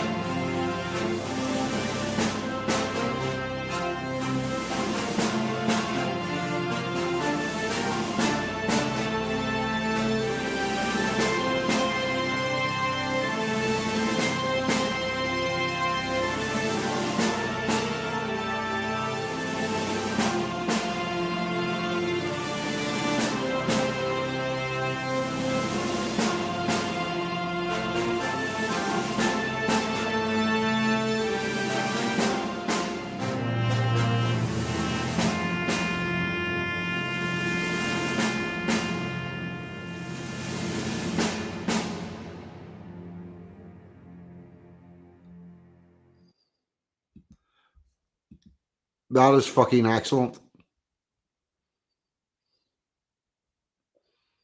Like I said, nothing original there. It was the last post with Amazing Grace mixed in, because I would say it's an original composition and that you took the two and combined them. Well, I played it originally, and everyone said, "Oh, that's how'd you do that?" Oh, and I said, "Well, it's Amazing Grace with the last post." And they go, "Oh, question. yeah." As long as you don't make any money from it, you'll be fine. Well, I don't. I've never ever, from day one of me appearing on the used tubes, I've maintained from day one I will never ever monetize anything I ever do. In fact, I always, if I can help somebody in whatever way, whether it's writing something, whether it's the written word, or if it's music or wherever, I will do that, and they can have that freely and with my God blessing. I would never ever, come back down further than, oh, you did this, fuck that. It's not what it's about for me. For me, it's somebody was, because obviously AI is a big talking point now. And it was in a chap called Millennium Woes channel. And I just said, look, I don't care if AI overnight becomes the best, biggest and brightest music producer and music composer. I will still do what I'm doing because that creative spark lives within me. And I don't give a fuck what anybody else is doing. AI is so good, right? Just think about this for a second. AI is so good, I'm starting to wonder if Sydney Sweeney is real. Do you see what I'm saying? She's a canny lass, but I don't honestly, I don't get what all the hype's about, if I'm being No, but honest. I've seen that many altered images of her. Yeah, I don't know. Seen that many AIs of her. I've probably seen more AI pictures of Sydney Sweeney than I have actual pictures of Sydney Sweeney. Yeah, I mean, I just. Although I did notice she was out in a particular dress this weekend. Did anybody see Sydney Sweeney's dress this weekend? It might have been. I didn't, to be honest. Did you not? I mean, I don't. I mean, I don't. The problem is, people say to me, "Oh, Well- did you do this? Did you do that? Did you?" And I'm like, "No." Did you see this? Did you? No. Well, what do you do? Like, Out of curiosity, who is Sydney Sweeney? She's the young lady who has very good genes. She's an she's an right. Yeah, she just happened to get famous for that advert, and I don't even think she was probably thinking about what she was doing when she did it. But Yeah, right. Okay, now I know who she is. I think, in fairness, I've seen her in a few things acting wise, and I think she's a very decent actress. Yeah, she's all right. There was the one and only film that I've seen knowingly that had Sydney Sweeney in was the one where she was a whistleblower on some shit and she shouldn't have been, and they ended up arresting her. And you know, I can't even remember what that was, but that was on film 4. And I tell you now, I wasn't at home because that wouldn't have even registered with me, but because I was away, and you're flicking through what's available to you, you happen upon film 4. I don't know who else was in it. There was some other actors in it. Oh yeah, I know them. They're pretty good actors. And I watched it. I didn't even, in fairness, I didn't even realise it was her until years later when the old jeans, she's got great jeans, rock up. And I goes, who is this? The thing is with her, right, is like she's not. Okay, and I don't mean this in a horrible way, right? Yeah. She's not stunningly beautiful. She's just a perfectly normal, good-looking, right? I'm not arguing. Young white woman, right? Lady, exactly. On there, she's got blue eyes. She's got symmetrical features. She's got a nice smile, and she's got a great body, right? Exactly. That's it. So, but the thing is, right? I tell you something now, right? Oh, she's also not plastic.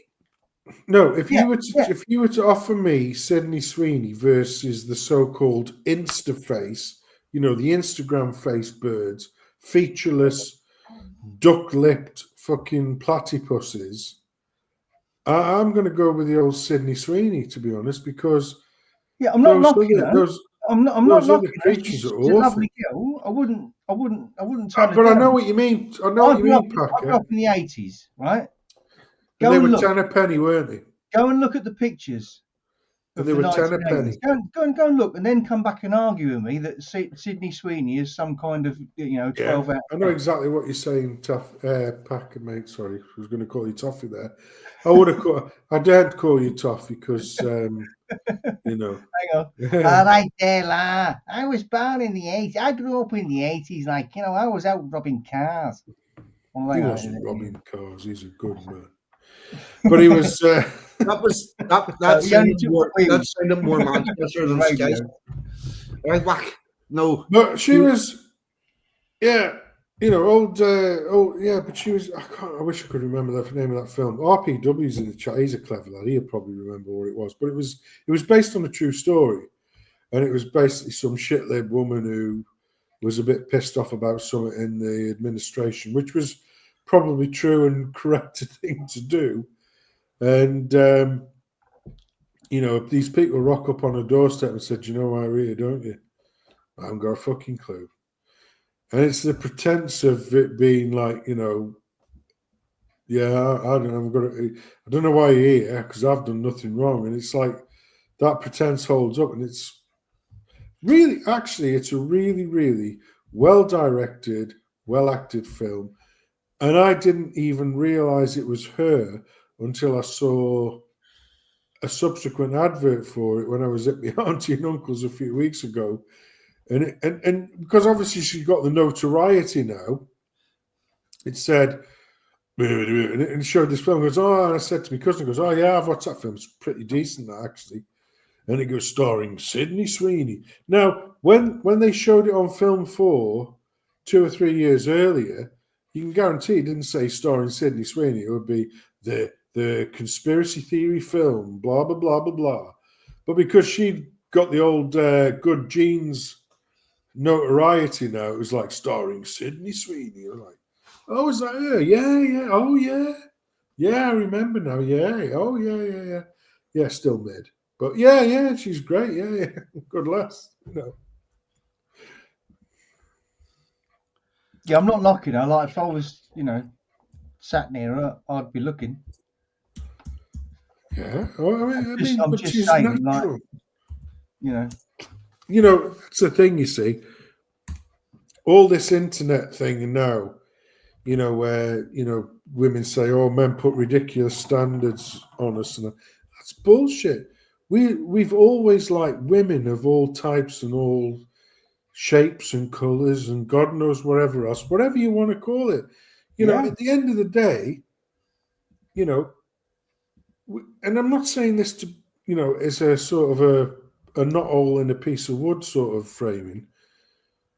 Men are not that hard to please. We're really not. If you're nice and you're friendly, and you just have a decency about you. If you know how to make a sandwich, that's half the job done. Literally, Well, I don't you're even mind halfway about there. the sandwich, but it's like it's just don't be a fucking horrible cunt. That would be a start. Like these. And it's all because of, I mean, a lot of the ladies who watch our channels, they are sort of our age or slightly younger, and they didn't grow up in the fucking world of TikTok and internet and fucking, everything delivered immediately on your phone, so that you're basically looking at everybody's lives highlight reels. I think that's the biggest thing that's happened in the last sort of 20 years. So if you take 2005, when it was things like Friends Reunited, which was the forerunner to all of this shit, and then was it 2007 when the iPhone first came out? Those two things combined basically gave everybody access to everybody else's highlight reels in the lives. So you'll see some fucking person, taking a selfie in Machu Picchu or, Aztec or was it the ones in Cambodia, Angkor Wat. Did you know Machu Picchu wasn't? Everybody knew it was there all along. But yeah, of course we did. But what I'm saying is, and then all of a sudden, somebody started the advertising the Westerners, and all of a sudden, everybody was doing this fucking trek to a lost, forgotten kingdom that had never been lost or forgotten. No, and that's that. But the biggest thing is now, whereas if in the sort of 80s and probably in the 90s, if you went to Angkor Wat or Machu Picchu or Christ the Redeemer in Brazil, every single picture that you would be taking would be of the wonder, wouldn't it? It would be of. Oh yes. You would be in none of those pictures, maybe one or two. Whereas now, there's big set of tits and a little bit of Machu Picchu in the distance. But it's just some gurning idiot. It doesn't matter if it's man or woman. It's some gurning idiot, basically with a arm outstretched, and you can barely see the wonder over the left or right shoulder because they're gurning fucking idiot faces in the way. Because they are the most important thing. Yeah, doing the Pakka there. Can you do it over the Fez? The Tommy Cooper Fez. That's his actual skull, isn't it? It's not like that. It's like that. Yeah. I was in the attic the other day, And I found a Rembrandt and a Stradivarius. And I went to the auction dealer and I said to him, I found a Rembrandt and a Stradivarius. And he says, yeah. But the thing is, Rembrandt didn't make very good fiddles, and Stradivarius was a shit painter. That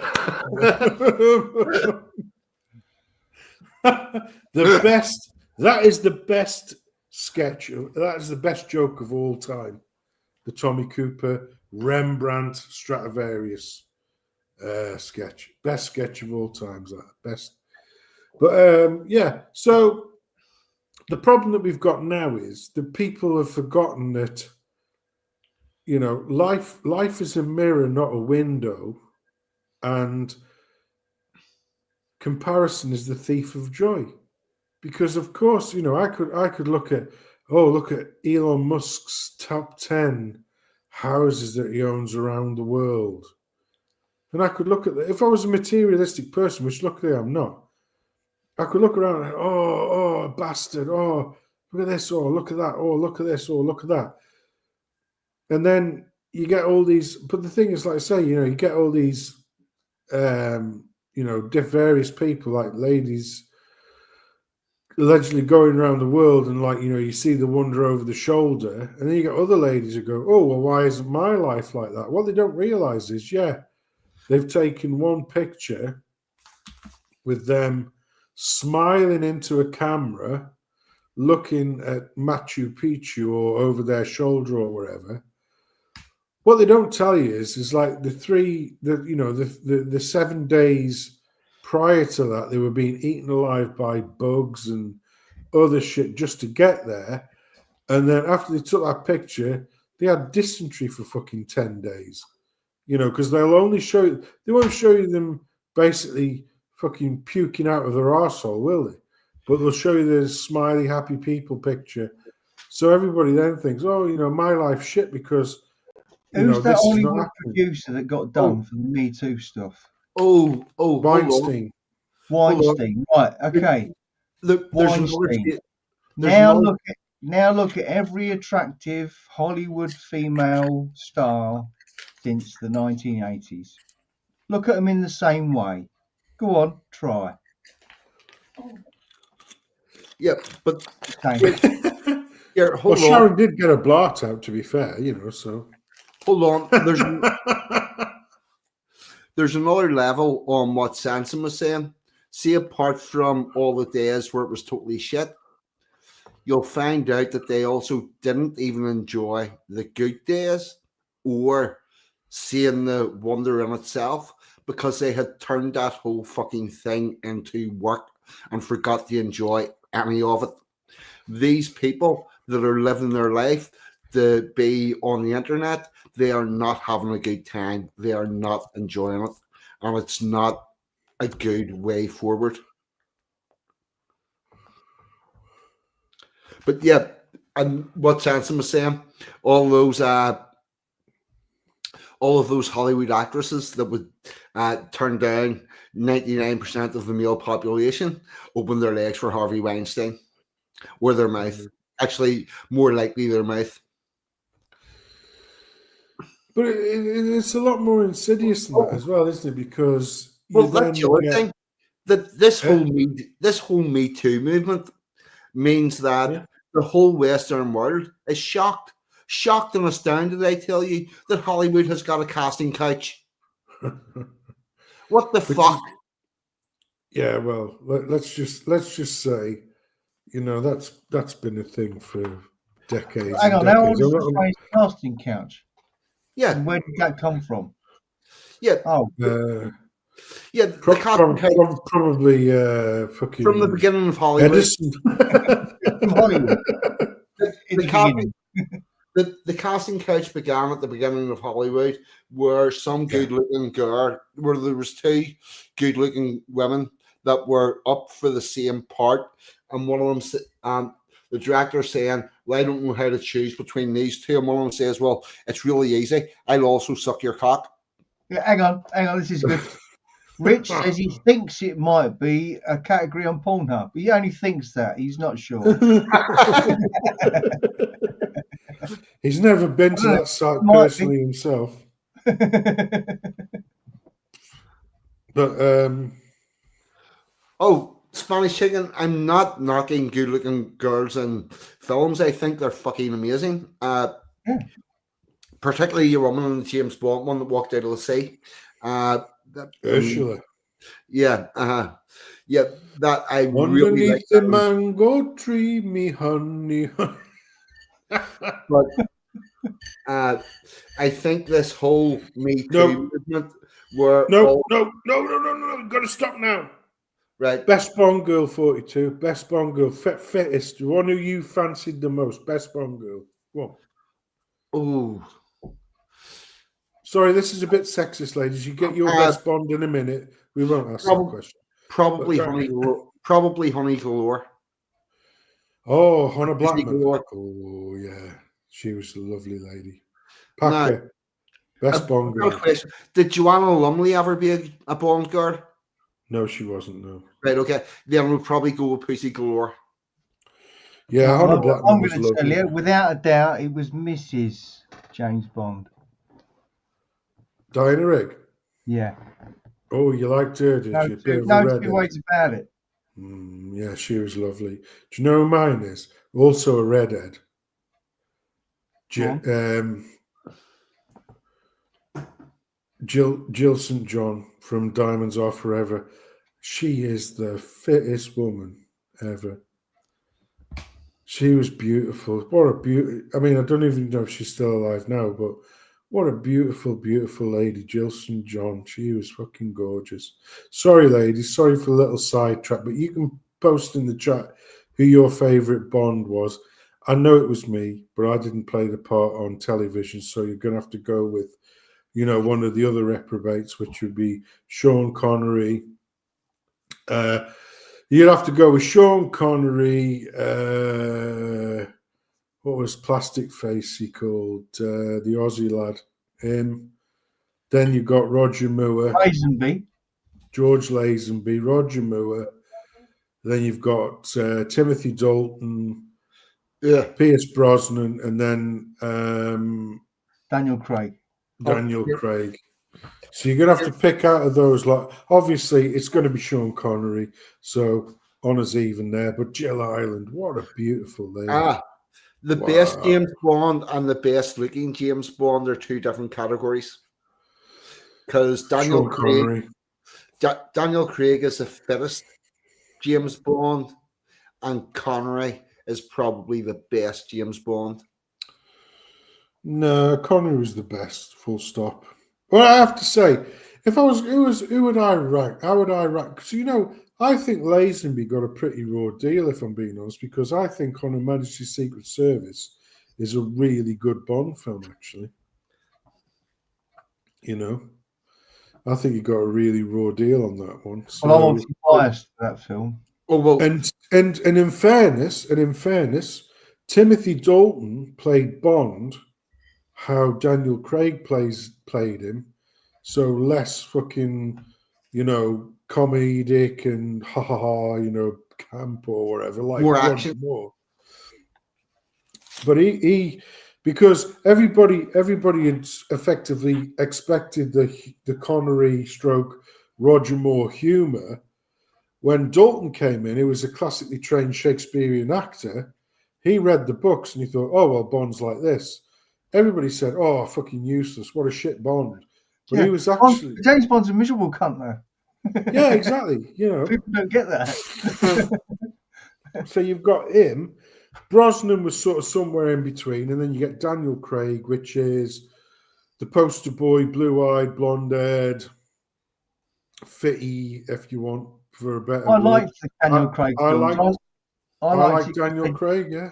They Jason Bourne it up is what they did. Let's be honest. I have to say, my second favourite Bond theme of all time is the one that Chris Cornell did for Casino Royale. Yes, I love that one. I think that is fucking brilliant, honestly. Yeah. And I'm a Shirley Bassey fan, but yeah, I did like that for a Bond theme. I thought. Well, my favourite Bond theme actually is Moonraker, which was Shirley Bassey's final one. When she sings the opening credits to Moonraker, it is the most beautiful piece of music you'll ever hear. Penned by the beautiful John Barry, who is one of my heroes. The two Johns are my musical heroes, John Williams and John Barry. And in the same calendar year, I managed to go and see shows in, I went to see, it was called John Williams versus Hans Zimmer down at some unknown little place called the Albert Hall, the Royal Albert Hall in London. Fucking, I hated London, cunt of a place. But that show was just unbelievable. And then I subsequently, that was in August of 2024, so that would be last year. And then in September of 2024, I went to see a tribute to John Barry in the Barbican Theatre, York, because he's a Yorkshireman. He's from York, John Barry. And that was just fucking, for me, that was heaven on earth. My favourite piece of music by John Barry is the theme from Out of Africa. I think that's such a beautiful piece of music. It is such a wonderful piece of music, but he's such a great composer. Did a lot of the Bond films. And for me, the opening track that Shirley Bassey sang of Moonraker is such a beautiful piece of music. It is, you know, I dream in music. A lot of people say to me, like, you know, blah, blah, blah, blah. I actually dream in music. I literally do dream in music. People don't understand what I mean. When I fall asleep, I usually fall asleep listening to an audio book because 9 times out of 10, I can't go to sleep just sat there because my mind's usually racing. So I'll put an audio book on and I'll go to sleep. And I'll wake up just dreaming music. It doesn't matter what kind of music it is. It could be an original thing. I dreamt of a whole fucking song a few months ago, like a couple of months ago. I dreamt an entire song. And I was convinced that it was a real song. And I tried to look it up because I wanted to buy the CD. And it wasn't. And I knocked up a little sketch because my kids have got this, you've got a thing on the phone where if you play it music, it tells you what the song is. Yeah? Yeah. And I says, right, what's this fucking tune here? And it couldn't find anything because it's not a tune. It says, that must be you. I told you the lyrics, didn't I, 42? I sent you the lyrics and I said, I dreamt of this whole fucking song, lyrics and everything. And I was convinced it was a real song. And people don't realize, you know, but the most frustrating thing for me, because I'm not a classical musician. Just in case you're worried, Tensum, everybody else here has heard of the Beatles. Just to cover that one. Right? Yeah.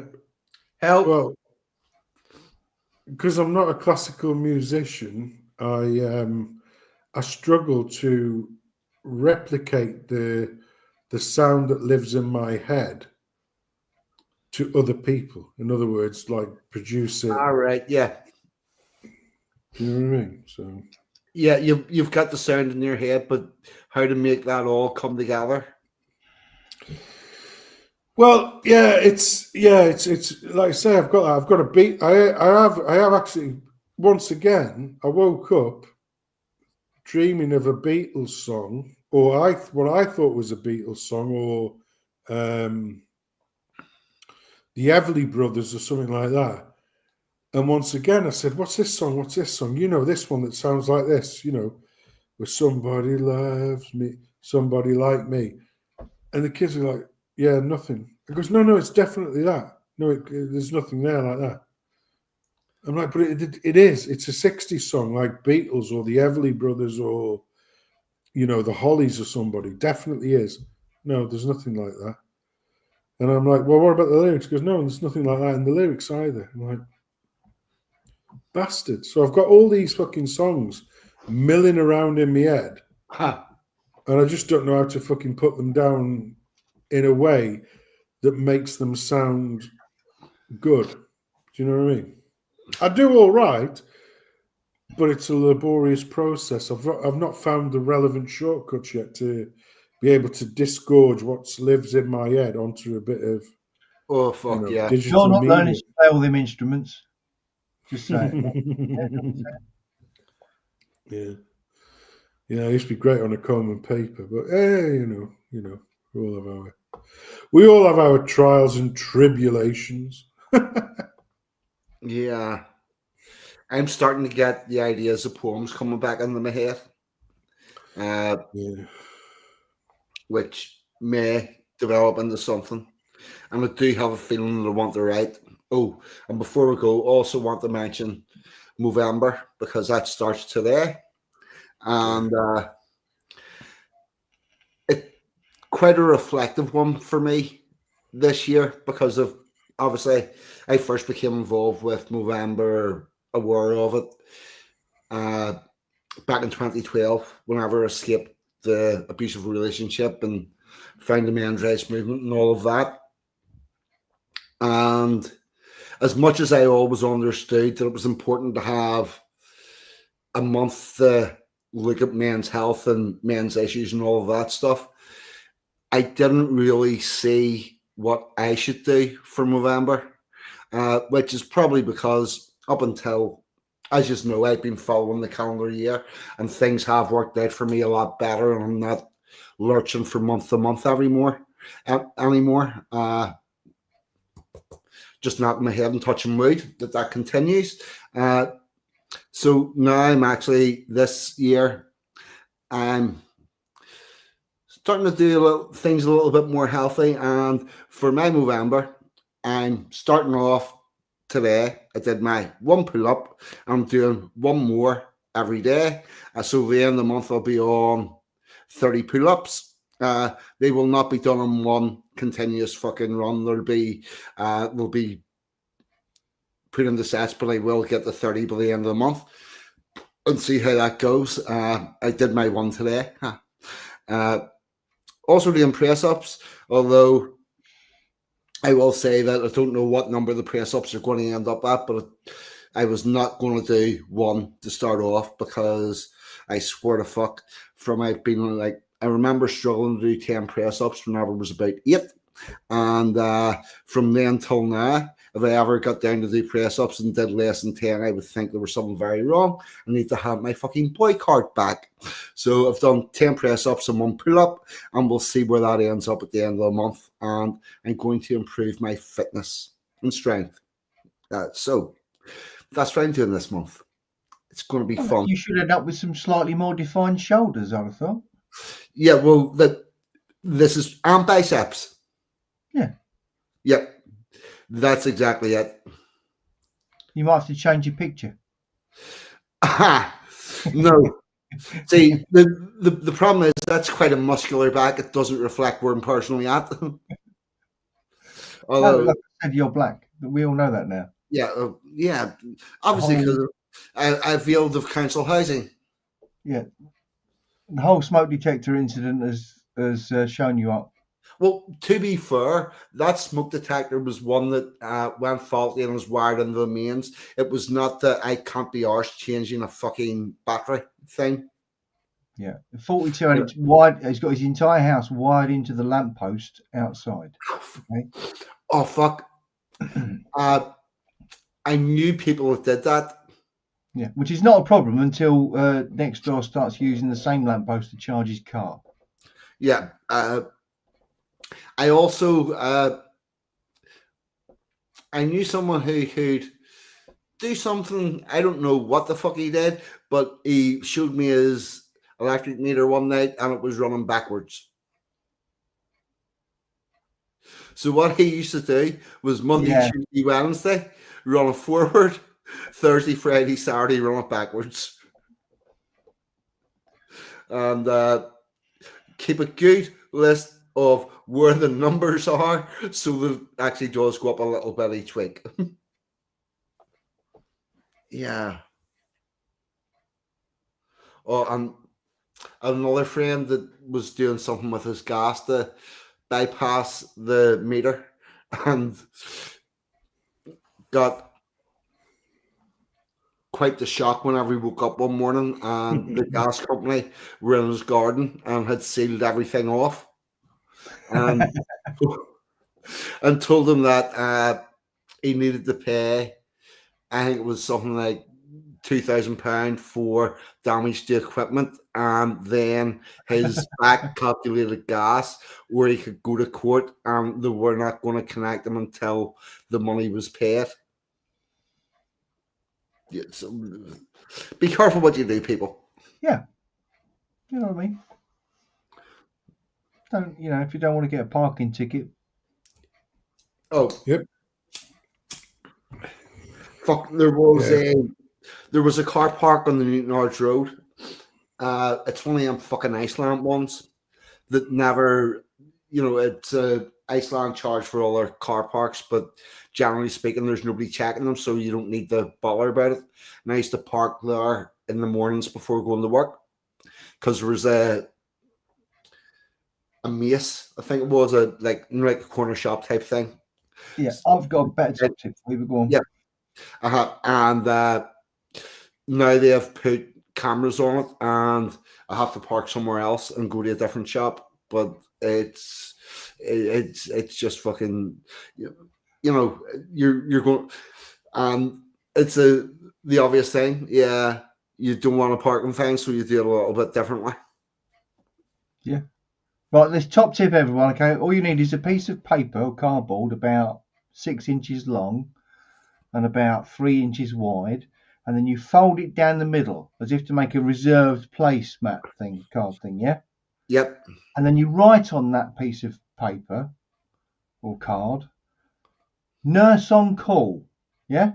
And then you pop that on your dashboard, right? And what that means is basically you can just stop and fucking get out wherever you want. And go about your business, right? And someone will come up and say, nurse on call. Oh, that's fine then. Unless it's automated. If it's a camera generated one, that's not going to pick that up and give you the leeway that Okay, you have to buy a nurse's uniform. No, well, no. Even if you do that, even if you do that, it's what the nurse on call is relying upon the parking warden walking up and going, "That's a nurse on call. I'm not going to do them." Sure. That's what I meant. I'm very old-fashioned in that way. Yes. That's Yeah. So it'll work with human beings. The problem is the orcs that currently do the fucking traffic tickets. You never know what the fuck those bastards are going to do. Orcs. Yeah. Fucking. Well, they look like orcs. You Tolkien? Yeah, the fucking. You're making Tolkien a racist. No, I'm not. Interestingly, in Belfast, that's what they said, isn't it? In Belfast, I would say a good 98% of the traffic wardens are white, but they come along and they've got this really big, oversized, puffed up fucking red coat, and they've got like puffed out trousers, makes them look 2 sizes bigger than what they are, and a big belt around it, and a camera attachment thing on it, and they just look like fucking orcs. And they're coming to do you harm for no real potential reason. That's the other thing. You go to anywhere where there's a multi-story car park, the area all around that all has fucking on-street parking. And what that is that's a multi-story car park saying, I don't care if you don't park inside our car park. If you park close to us, we're still charging you. It's like if you're walking past McDonald's with a fucking sandwich, the McDonald's coming out and asking you for fucking money for eating close to their premises. Shit parking tickets. Right, Sensen's digging at me in the chat saying I love a nurse's uniform.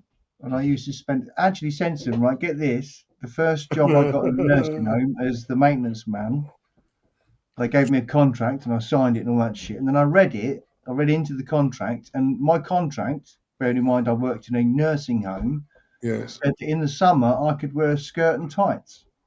Yeah, instead of a loincloth, yeah. Well, instead of trousers and a tunic.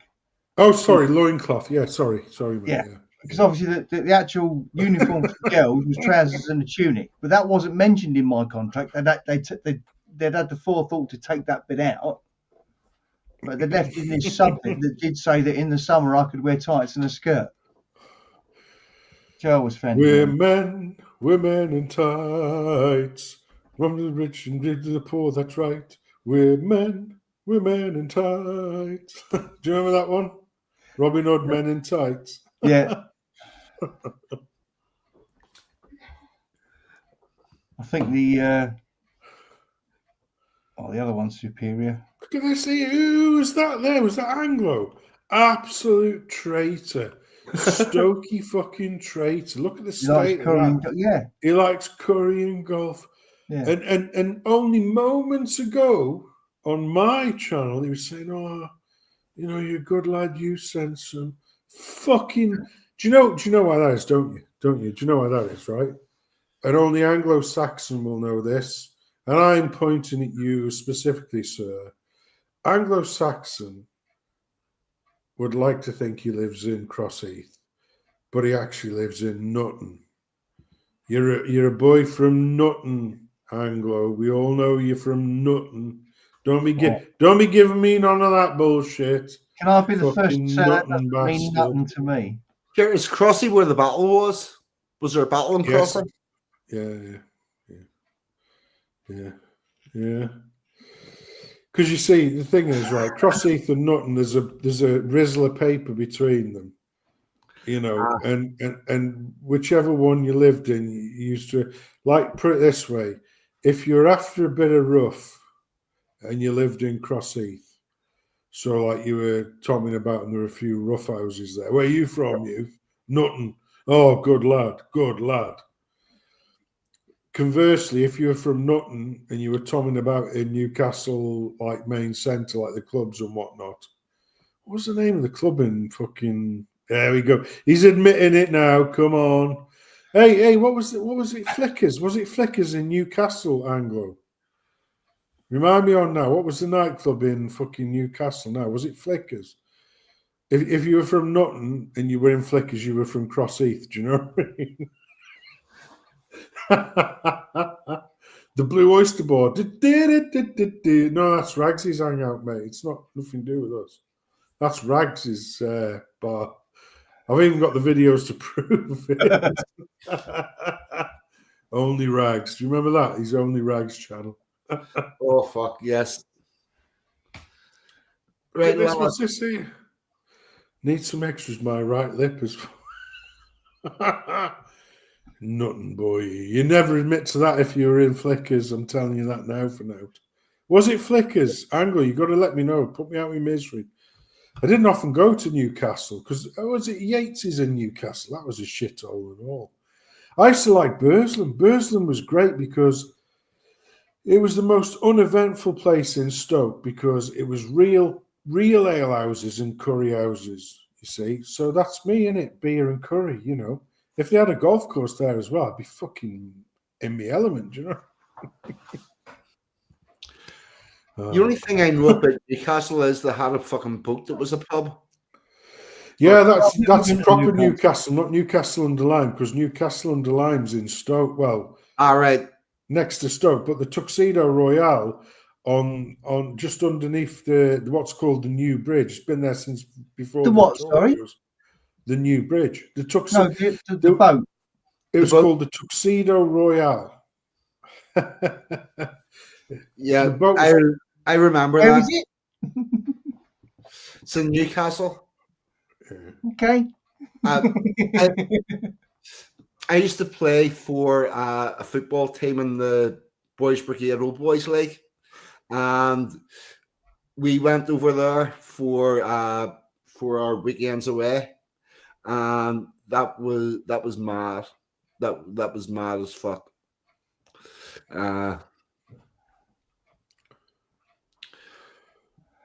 Yeah, no, I'm going to stop talking about those weekends. There's way too much. The one thing that I can say is that, you know, where you go into a hotel and sometimes they have curtains with the tie backs on it, and it's like a big thick rope tie back. Well, we stole the rope. Gold or red? Yep. That golden thing, we took that and attached this big metal that we had created for the weekend. On one side it said "Dickhead of the Day," on the other side it said "Wanker of the Weekend."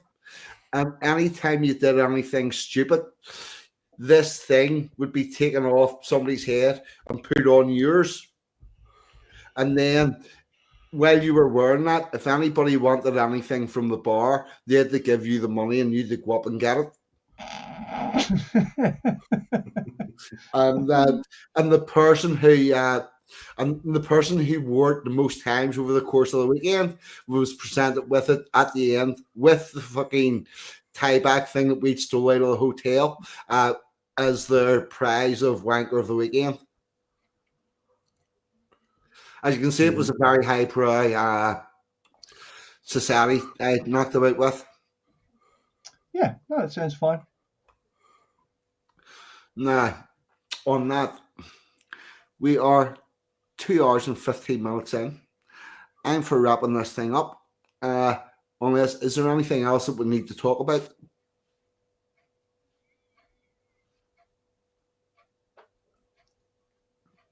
I'm good.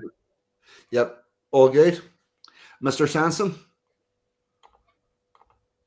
What's that, mate? Anything else we need to talk about before we wrap this up?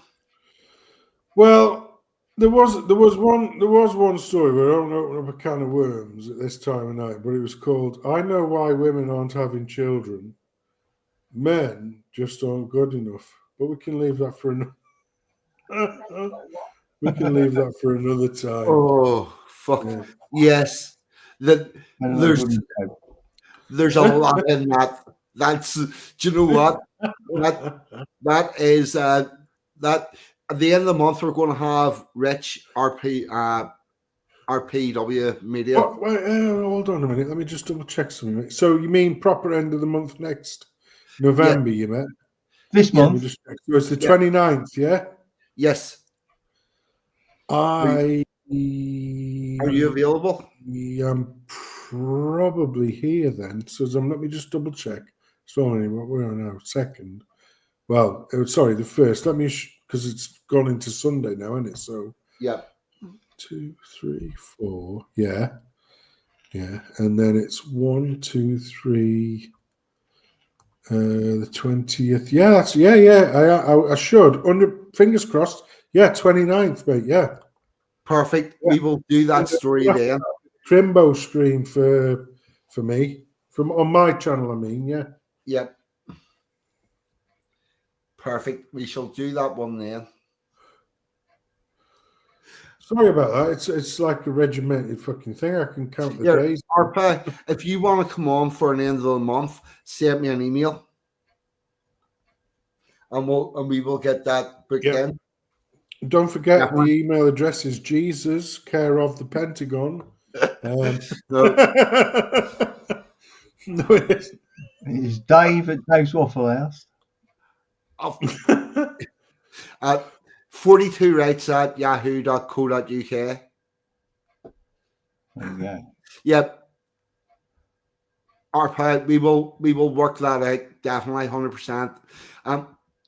Rich, I thought I'd sent you an email confirming that. I'm sorry if I haven't, because we did talk last weekend about that, and fuck.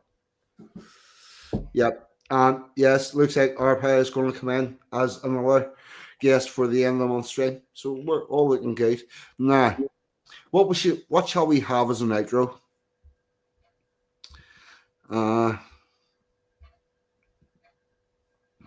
I think. Do you want the England Day one again, or will we go for something different? Eat the bugs. Eat the bugs? Yeah. Yeah, eat the bugs. Sounds good. I will put the comments up on the screen. This is 42 speaking. Welcome to the Resistance. You will own nothing, and you will be happy. And you will eat the bugs. Oh shit, man. Eat the bugs? You got me wrong. You got me so wrong.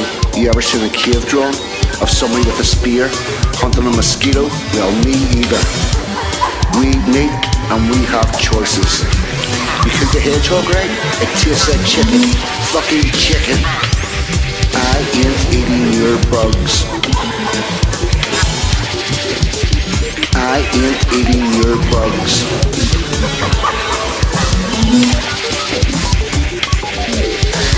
I started off with nothing and I'm never going back. I'm not getting on your progressive track.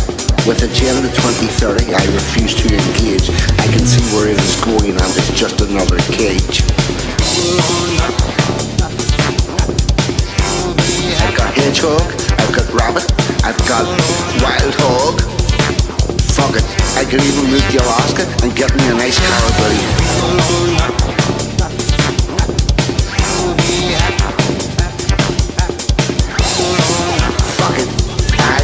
Eating your bugs. You're trying to take away what I fought so hard to get, so I'm going to say no to your cattle car trade.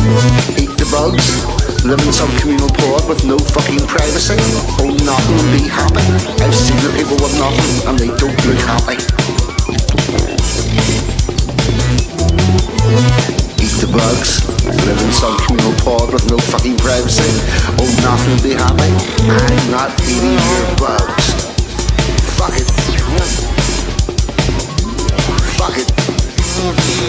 I'm not eating your bugs. Fuck it. I'm not eating your bugs. Fuck it. Fuck it.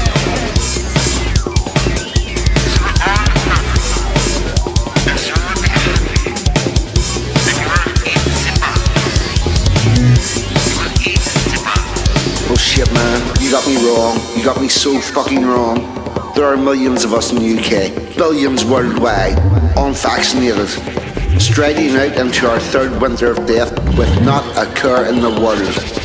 Eating pig, eating cow, eating chicken, and we will not conform. Fuck it, I'm not eating your bugs.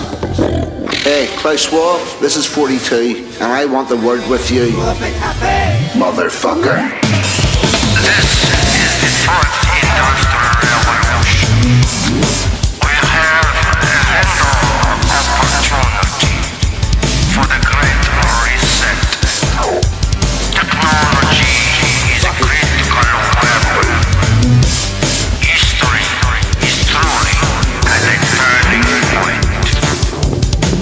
We can shape a better world, and we will reglobalize to make it a better place. So will all learn, and so will live, and so will eat the bugs. You haven't got me talking. Why are the United Nations in charge of Stonehenge? Keeping me away from the stones? That's not world heritage, that's British heritage. You're getting to a point where the people that just want to be left alone are going to get involved. Tell me again, why is the United Nations running Stonehenge? Fuck it.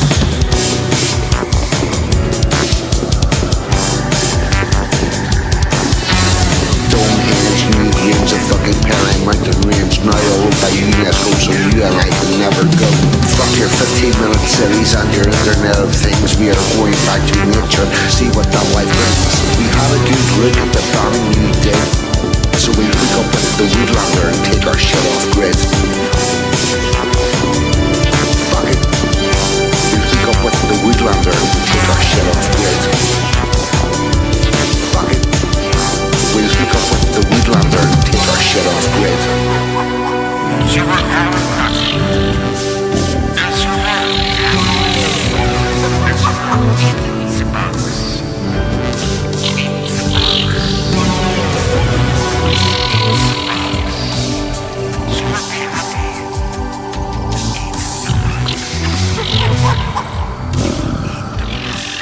This is 42 speaking. Welcome to the Resistance.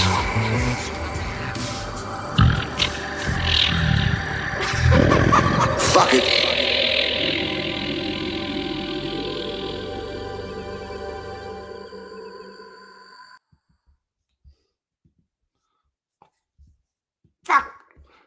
Wrong button.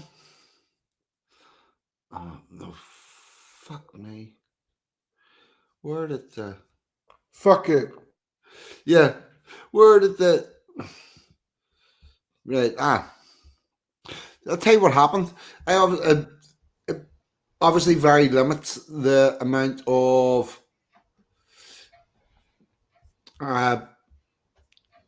files you can have open here, and it wasn't giving me the opportunity to put this up, and that's why I pressed the wrong fucking button. But anyway, here we go with harmony, melody, and rhyme.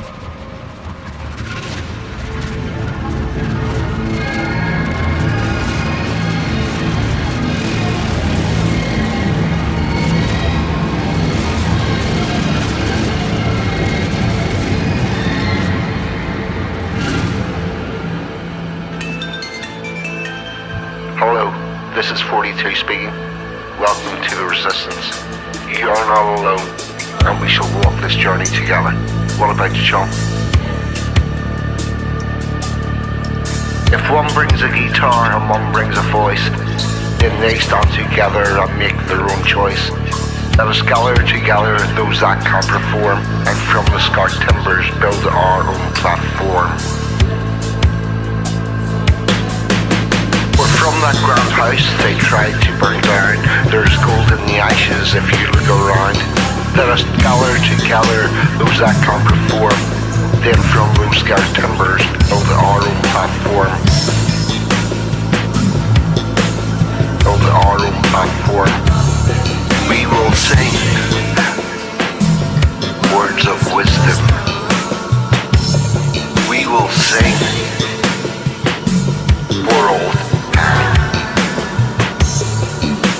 Harmony, melody, and rhyme.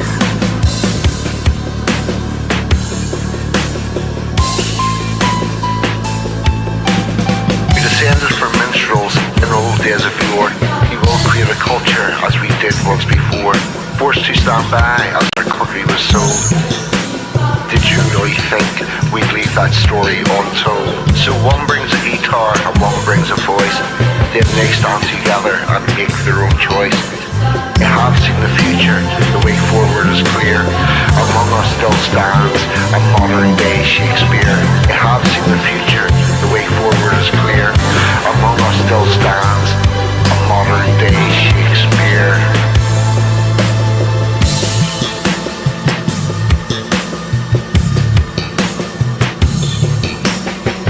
Stand by as our country was sold. Did you really think we'd leave that story untold? We will sing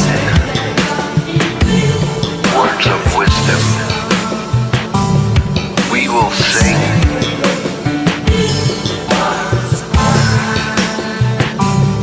we will sing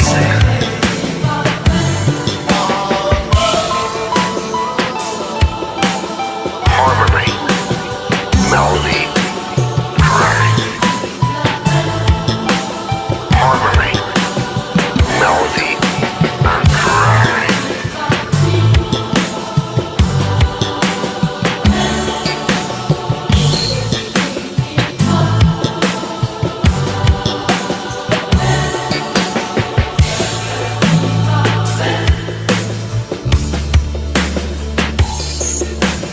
So one brings a guitar and one brings a voice, then they stand together and make their own choice. I have seen the future, the way forward is clear. Among us still stands a modern day Shakespeare.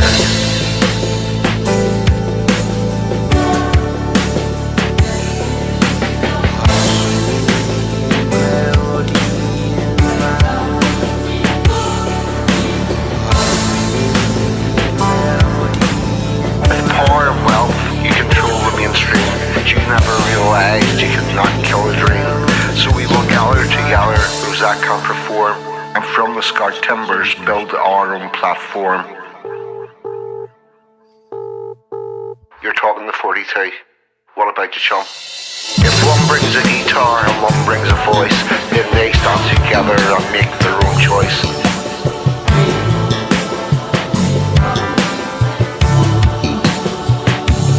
We will sing words of wisdom, we will sing for all time. melody of rhyme.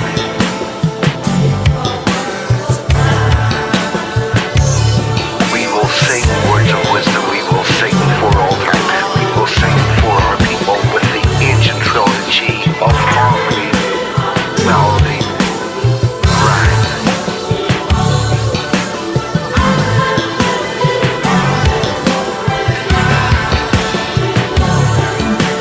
We created our society through thoroughly golden tribe. The gods of water, earth, and land brought us through a line. The earth, the moon, the sun, each became a deity, independent parts of another trilogy. Is it a coincidence, or is it just sublime that we now bring excellence in harmony, melody, and rhyme?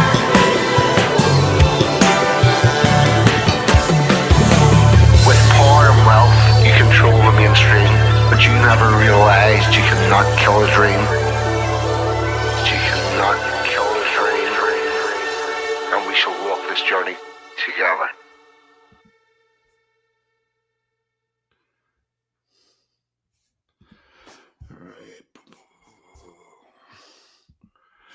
Okay, everybody. Sanson's been Sanson. Pakka has been Pakka. I have been 42. And you lot on the chat have been, as always, fucking amazing. Good night. God bless. See you next week. I'm out of here. Goodbye.